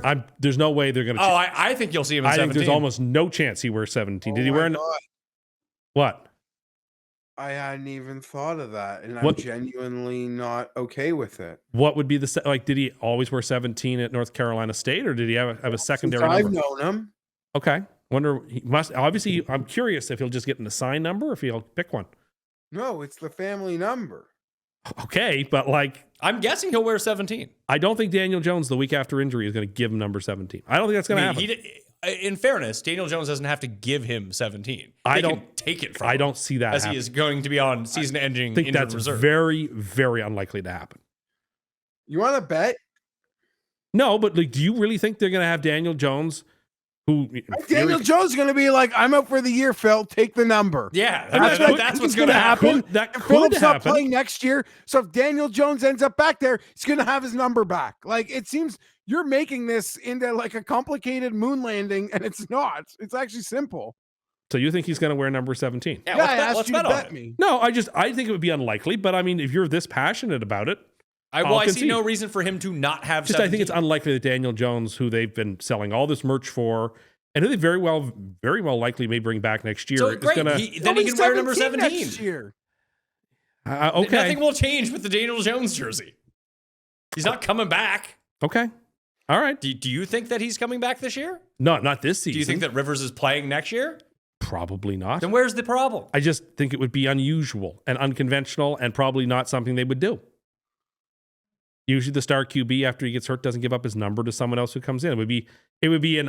It's uncharted waters. Maybe it'll happen, but I think it's more than likely he wears like number 7 or like number 1 or number. If you think it's very unlikely. It's the NFL. You can wear any number you want now, I guess. You can wear 77 or something. I don't know. Maybe two guys can have the same number then. It's not college. Let's make a bet on it then. No, you seem to say it's very unlikely. No, because Jeff and I are seem to think it's going Jeff's to happen. passionate position makes me want to back off. So I'm going to back off. Well, it would make no sense to not give him 17. Maybe he doesn't ask for it. Maybe he doesn't want to come into the team and take the starting QB's number. He knows he's just in for a couple of weeks, and he'll just wear whatever number they give him. Do you think he'd do that, Jeff? Or do you think they would honor him? I think they don't. I think they'll give him 17. Okay. Well, I trust If if it's Jones was like out a month, no, he's not getting 17. okay. I will trust you on this. And if I'm wrong, you're gonna like blame me. Like I No. gave you some horrible. No, advice I'm or not going to blame. something. I'm not going to blame you. Yeah, right. But I'm going to ask you to change your Twitter handle to G Fienberg 6, or whatever it is he's wearing for the rest of the season. 63. 42, like the Rams kicker. Who do you guys take? Well, he looks like a 42. I'm taking Seattle, and I really think it's a super lock. I'm taking Indianapolis, but with no conviction. No It's like conviction. Bosmer game, but Could be. probably worse defense from the Colts. Could be. Worried about that. Think it'll be within 2 touchdowns, though. So I will take the Colts, but I have no But confidence. you guys know I love a good team with a backup in that first game. Could be like 24-14. Like that's like, to me, that seems like the likelier outcome, and that's where I would take the point. The 14 just seems like a lot. They have Even if playmakers. Phillips down, we all know if the Phillips down 2 touchdowns, he's going to throw a pick with like And- a minute left. But like You know, Sam, What are Sam the turns odds ball on over. Pat? What'd you set the odds on Phillip to throw a pick if he's playing on Sunday? Minus Minus 120. 175. I think it actually could be minus 200. Well, I guess he could throw it 11 times or something. Well, could you parlay that with Jonathan Taylor over catches? Because that's happening. Oh yeah, Phil loves a blood dump. But like, if it's a game where it's not that intense, and Sam just throws a couple of picks, I don't next thing think you know, they backdoor the game. I don't think that he needs to throw in this game. I think there's going to run. Maybe. I'm going to take the points, but I'm not super convinced. Tim, Minnesota. this game is worth a couple slots in the draft. Yeah, it is. Minnesota, Dallas. Oh. Dallas is by 5.5, 47.5. This might be a super lock. I love Dallas here. I like Dallas as well, and Dallas is on my money line parlay with the Bengals, who I didn't mention earlier. Dallas extra rest. What was this? If Dallas wins last week and Minnesota loses a close one, this is what, 9.5? Yeah, probably 7.5. But yeah, who knows with Minnesota? It's the first time in the stats were forever since a team got blanked by a lot of points and then blanked another team by a lot of points the next week. Very unusual behavior. Yeah, I'm not going to change my cap on Dallas that much from what I was thinking was going to happen in the Thursday night football game, is that I thought they'd be able to pressure Goff enough to interrupt that offense. And they did pressure Goff enough, just Gibbs went nuts. The Lions figured out, we'll just beat the blitz. We'll just dump pop it it off. over top. I don't think that J.J. McCarthy's got that in him at this point. Well, he did play, I thought, pretty well in that game. Jeff watched a lot more of the night. I thought McCarthy looked He was Sure, really quite good. competent. Sure, he played against a Civ defense. Sure, but he looked competent, which is all Minnesota wants right now. Decision making, awareness, just moving. A lot in of the these pocket. guys, when you give them 5 seconds, can make very good throws and great decisions. I'm not turning this into I'm glad handing him, but he hasn't played much. He hasn't played well much. It was as good as I've seen him play. Sure. Now that he's going to face blitzes and probably pressure on 50% of the dropbacks, do you like him as much? I Minnesota's worry a bit about Dallas losing, essentially having their season ended off such an emotional run of wins, holiday wins, primetime wins, comeback wins against a rival. And now, and a guy died in between that there's a wall they're going to hit. I just hope it's the following week versus the Chargers. But, man, it just doesn't feel. This line feels weird to me. Give me Minnesota. I get it. I am taking Dallas because I do think Dallas is just going to be able To to score a lot of points, and the Vikings have to keep up, and it's hard to keep up. And Dallas at home is a significantly better offense and better team than they are on the road. And so, if, home team indoors, Tim. yes, it is. It sure is.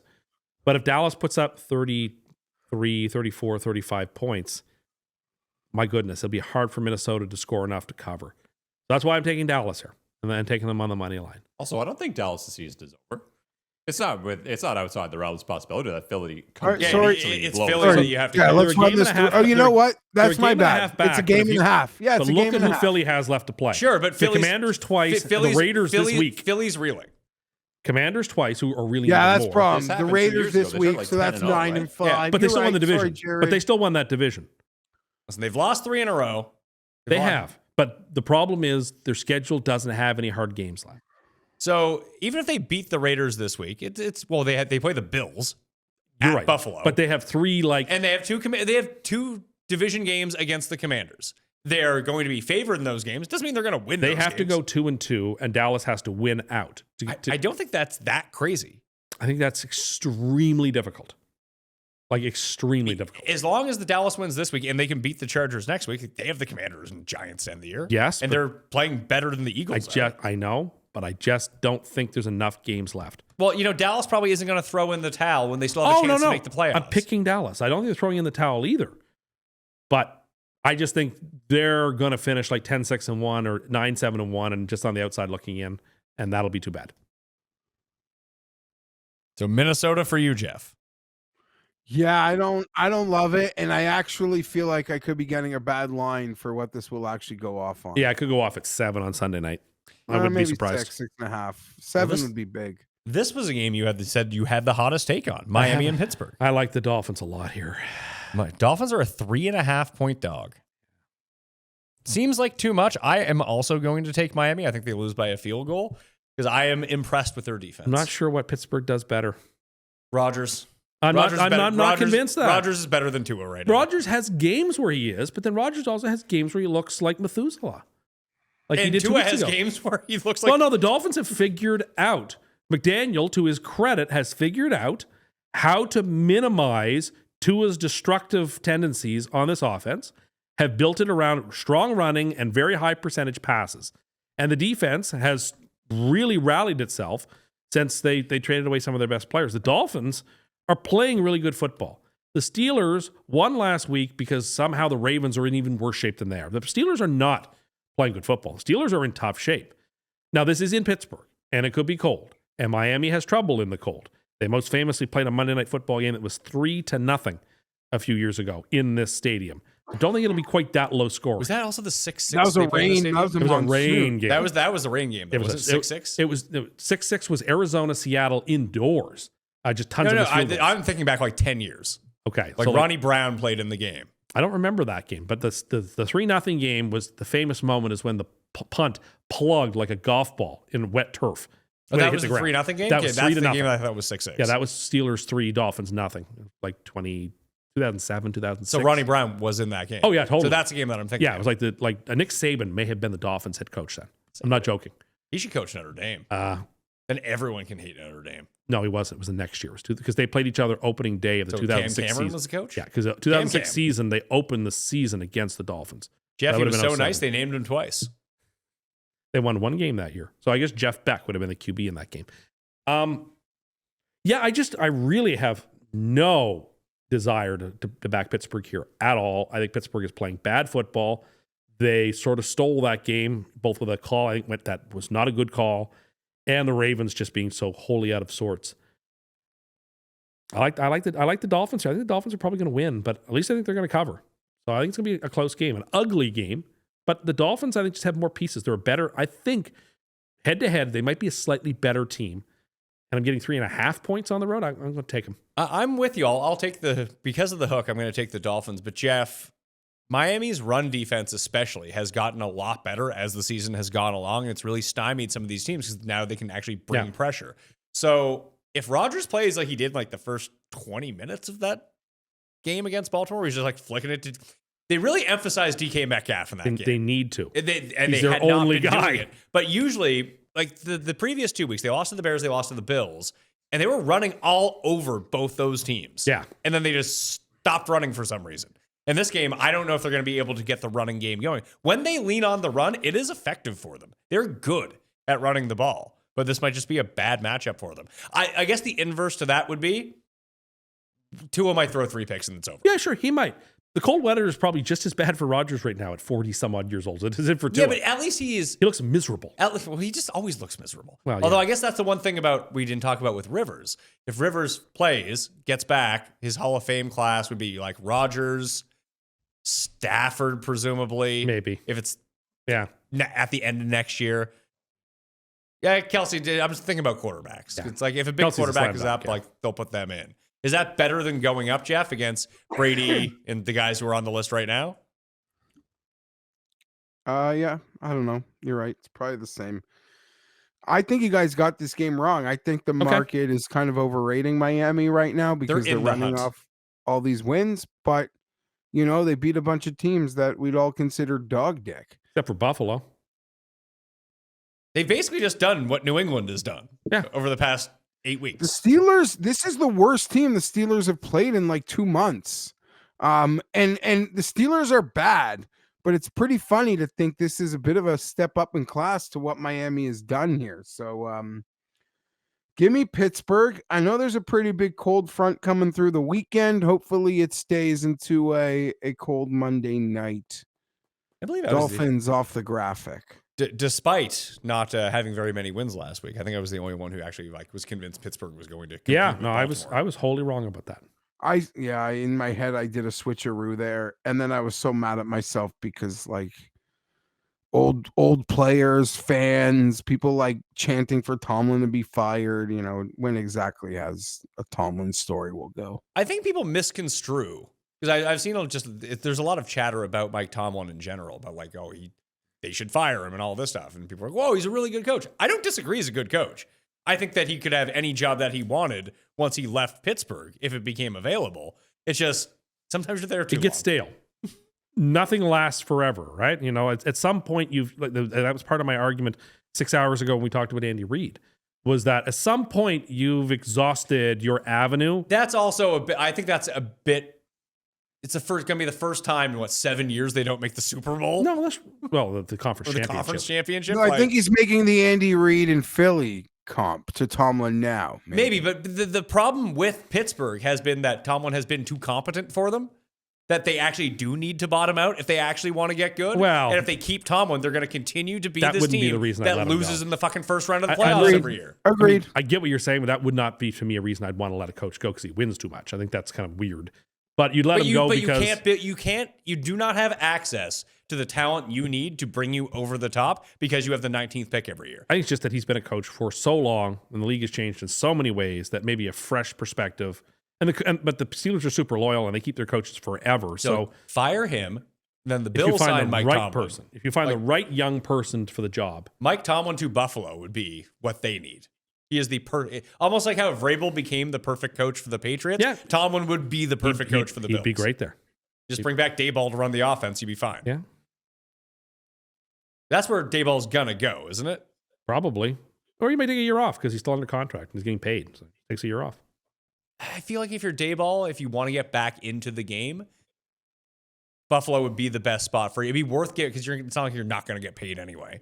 That even if you take a little bit less money, if you do it again with the Bills, you have a shot to become a head coach again. I go to Philadelphia. That offensive coordinator position is very likely to be open.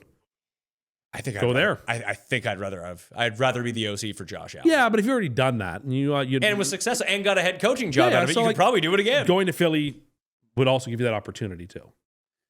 But you've already done it. So like do something. Not everybody wants to go back and do the same thing. They want to do something different. Well, people want to try to win the Super Bowl. Yeah, but like they might actually think I've got just as good a chance over here with the team that, it's been to 2 Super Bowls and just won one. If you're the offensive coordinator and it doesn't turn around immediately, you're now the scapegoat for that team. Sure, but like I don't know. Now, where would you, if you were Dayball, Geoff, next year, and you had both those positions open to be the Bills OC again, or go to Philly and be their OC, which do you think he takes? Jeez, I don't have a clue. I think that most people look at it and be like, what quarterback can I work with best? I'll take Josh I Allen. don't know. If I'm Dayball, I know all the NFC East teams, and I have a bit of an advantage calling games. I mean, it didn't really seem to be an advantage for him. Well, he only has so much talent to work with. But like I don't know, you'd know those systems better, and you'd be in a better position.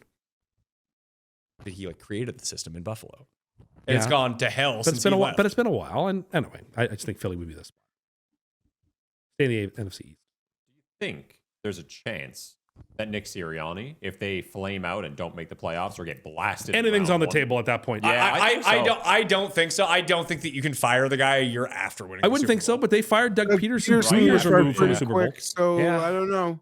Like Howie wins the Super Bowls, not the head coaches. It seems. if it flames out and like let's say like Dallas beats them for the division. Oh yeah, like I think anything's on the table. If Sirianni gets fired, then how long do you think it would take Sirianni to get another head coach? I wouldn't hire him. I don't. I think it would be a while. I don't know what job I'd give him. Raiders.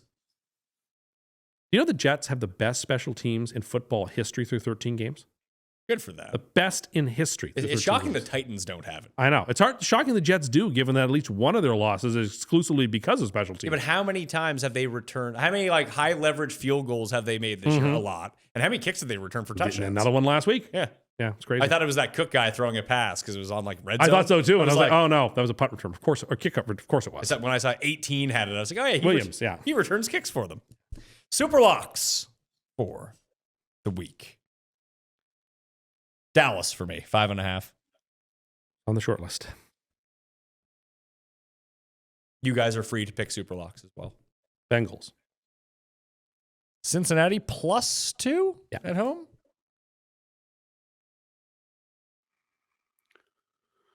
Thinking Podcast, you about the have to speak. Jags, but Tim picked them to win the Super Bowl today, so that probably means something's around the corner. You earlier said that a pick was definitely Superlock. Yeah. And then it's 49ers or Seattle. Yeah, sorry, Dad. I hope you're on the bench. Oh, Geoff. It's an emotional hedge. I get it. I don't think he's going to play Sunday. I think it's likelier than not that he plays. But the as long as he Athletic practices. beat writer thinks he very well could be. They're not playing. bringing him in to give him reps. They're bringing him in to play. Yeah, like they need him now. Yeah, you can't wait. Like there's no tomorrow. You're gonna bring him in. He's not gonna be like less old in a week. Like I think the next time you see Anthony Richardson, he only has one eye. That orbital bone injury must be extremely serious. That's it. I've never seen a GM and a team like spiral quite the way the Colts have in the last 2 months. All right, stop it. But like, What does that coincide with? They gave up 2 first-round picks. The quarterback got their leg broken. Then he ruptured the Achilles in his other leg. Then they brought off the bench a 44-year-old quarterback. They won 1 game in the last 5 years. month. 5 years retired 44-year-old Yeah. who's never been in. Well, she was in the building 5 years ago. Yeah, and like they've only won 1 game in the last month, and that was in Germany. And they should have lost. And they could have easily lost that game. And like their running back, who was like on pace for some people to be MVP, is like completely petered out. And it has been they're like getting swept in poker. Shout out to Seth. This is our Colts. This is our team. We love you. From 4 minutes ago, Ian Rappaport report. Phillip Rivers has a, quote, very real chance to start week 15. Oh yeah, he's going to start. Unless he like pulls a hamstring or something in practice, Which, or like physically just doesn't like last well in practice. as a fellow old. Yeah, I'm switching. Give me the 49ers. Yeah, you can't. Yeah. Just don't die. Leave it all on the field. I don't want him to go out on his back. Like, the thing about Phillip is he didn't, he's going to go out on his back and everyone's going to have this new fucking memory. Oh, God. To recap your free money line parlay of this week, Saints, Bengals, Cowboys? That's it. What does that pay? You tell me. I assume that's what you were doing on your phone over No, there. I was trying to see whether Being a full-on Geoff? No, I was trying to see whether Rivers was listed on the team website and whether a number had been assigned to him yet. That was all. Have you picked him up in fantasy yet? Will No. you start him this week in fantasy? I would start him over a lot of people. Give me the list of fantasy quarterback. He's playing at Seattle Yeah. at 44 years old. I would play him over. Let's see here. I would play him over Cam Ward. I would not play him over Cam Ward. I would play him over Shuck. I would not play him. Shuck's good. I would play him. You just picked the Saints to win. You're not going to play Shuck? No, Who I would rushes in touchdowns? I'd play him over Gino. We didn't even mention that Gino might not play. Then I would play him over Aiden O'Connell. Oh, it's actually Kenny Pickett in a revenge I'd game. play him over Kenny Pickett. Revenge game. Play him over Baker. You play him over Baker. That's really? how down in the dumps I am with Baker right now. That's, I think, a bit extreme. So I guess he's like 27th. Something like that. Would you, if it was your if you're fantasy, in a 2 QB league, would you pick him up? No. Would you play him in a 2 QB I mean, league? in a Q2, you have to pick him up in a 2 QB league as even a block for anyone to pick up another quarterback. Okay. Like if you have access to him, I'm not fucking playing him. Does he do damage to the Colts Yeah. special teams or the Well, it might be good for Warren. It might. Yeah. Jonathan Taylor probably catches more passes. I bet you it's not good for Alec Pierce. Or Doolin? Who? Doolin? Oh, I think Ashton Doolin's hurt. Okay. I'm surprised you didn't put Miami on your. Thought about it, but I don't need that. I don't need You that. put the Saints. I on decided this. I'd go a little more conservative and just go with 3. Saints here. Oh, it's because I put in Daints. Daints. That pays almost 6-1 plus Okay. 545 is your All right. coolbet.com. You want to play some parlays and get fast payouts, and you live in Canada but not in Ontario, use coolbet.com. Get a bonus down in the description. Bet the farm. Get 5.5 Geoff is farms. dying over here. No, I'm thinking about Philip for Sunday, and I don't have a good feeling. How about you? Tim Undergust? Tim and August. Not my name. You have a good. There you go, folks. We finally gave you a full-length 3-hour show. I hope you're happy. I actually am breaking it up into 2 parts. We need to go another 50 minutes. We don't have that. Jeff doesn't have that in us. We finally I- gave yeah, you I that. could- We gave you the 3-hour show you've been clamoring for. Although Thanksgiving, if you add those 2 shows together, that was over 3 hours. Congratulations, you've got it. Now, what about the tip jar that you have on Twitter? If certain people want to deposit cryptocurrency into Don't. it, but they would like to take other cryptocurrency out, None of that stuff exists. I don't want anything to do with that. you wouldn't want a Ethereum? No, I don't. Nothing to do with it. I have some Ethereum. That's great. I don't understand it. I don't want to understand it. It's like a stock. I don't want to understand it. I want nothing to do with it. What it's worth in Canadian. Oh, it's almost worth 5,000. Great. in I don't know. Ethereum I don't in know it. I Canadian don't want to know dollars. about it. I'm happy to just have my bills But you're You not. need to change, though, eh? that I can make change with. Yeah. And your coins. Your rolls I of like coins. coins too. That'll do it for us. Over under on the meatballs? 12.5. Yes, but probably doesn't. Because he's going to be on good behavior until no one's looking, but I'll set up a camera. Don't you dare. We'll review the tape on next week's show. Be like you surreptitiously filming Jeff at the World Series. Fine. I'll have a proxy. Go get meatballs for me. Talk Paul into it. Use that extra $10 and give it to somebody else. Make them my meatball proxy. Maybe that's what you can do for maybe if you brought your 50, that's what you could do to the bartender. You'd be like, here's $50, but also you need to go get me meatballs. I'm actually starting to think, Pat, like 20 might even be like a little light. Stop it. No, listen, I think that I'm good with covering the other part of it. Okay, yeah. So, all right. But I felt like $20 is like I told the bartender, like, I'm not actually going to pay you anything, but you should leave after 4 hours of work with like $1,200, which he was like, perfect. Sounds Okay, good. yeah, then that you know the math better than me. That seems like a good deal. Yeah. I cannot believe Tim just said he would save $20 for somebody to go get him meatballs instead of giving it to the bartender. If I knew I was going to be on film, I also think Tim is bringing his own booze, so he doesn't even have to use the bartender. I can see that. And, He's I mean, bringing the his own 6-pack of 2 bottles of Corona. 2 bottles of Corona and 2 bottles of Corona Zero. There will be non-alcoholic beer there for you if you I like. don't want that. I like to mix it up now. That's fine. I don't judge. I just don't like it. It sounds like you're judging me for drinking non-alcoholic Have all beer. the non-alcoholic No, beer you want. it sounds like, what are you doing? I think it's weird, but No, whatever. see, Jeff. To me, it's like drinking decaf. Jeff, I don't get it. I like to drink fast. And sometimes I get myself into problems by drinking too fast. So what I'll do is I'll have my 2 beer at the start, and then instead of having a water, I'll just mix it with a non-alcoholic. Okay, that's which I'll then different also than- drink fast, then go back to drinking. It's like Yeah, sort of that's a fine. stopgap. I feel like you for should me. just have the water then.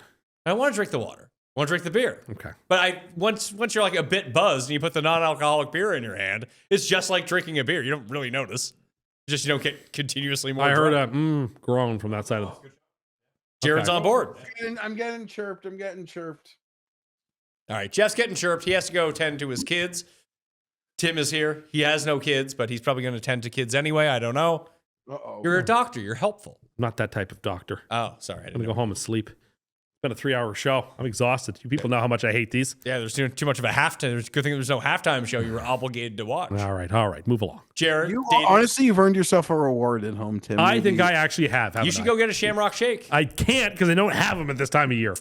Too bad. Anyway, You deserve a Mai Tai. Singapore Sling. Nice umbrella on it. I like the umbrellas. People are against the umbrellas and drinks. I like the umbrellas. Yeah, Christmas umbrellas. Yeah, Let's why go. not? Why not? I gotta go, and I did that. see you next time. Mayo experience. chance.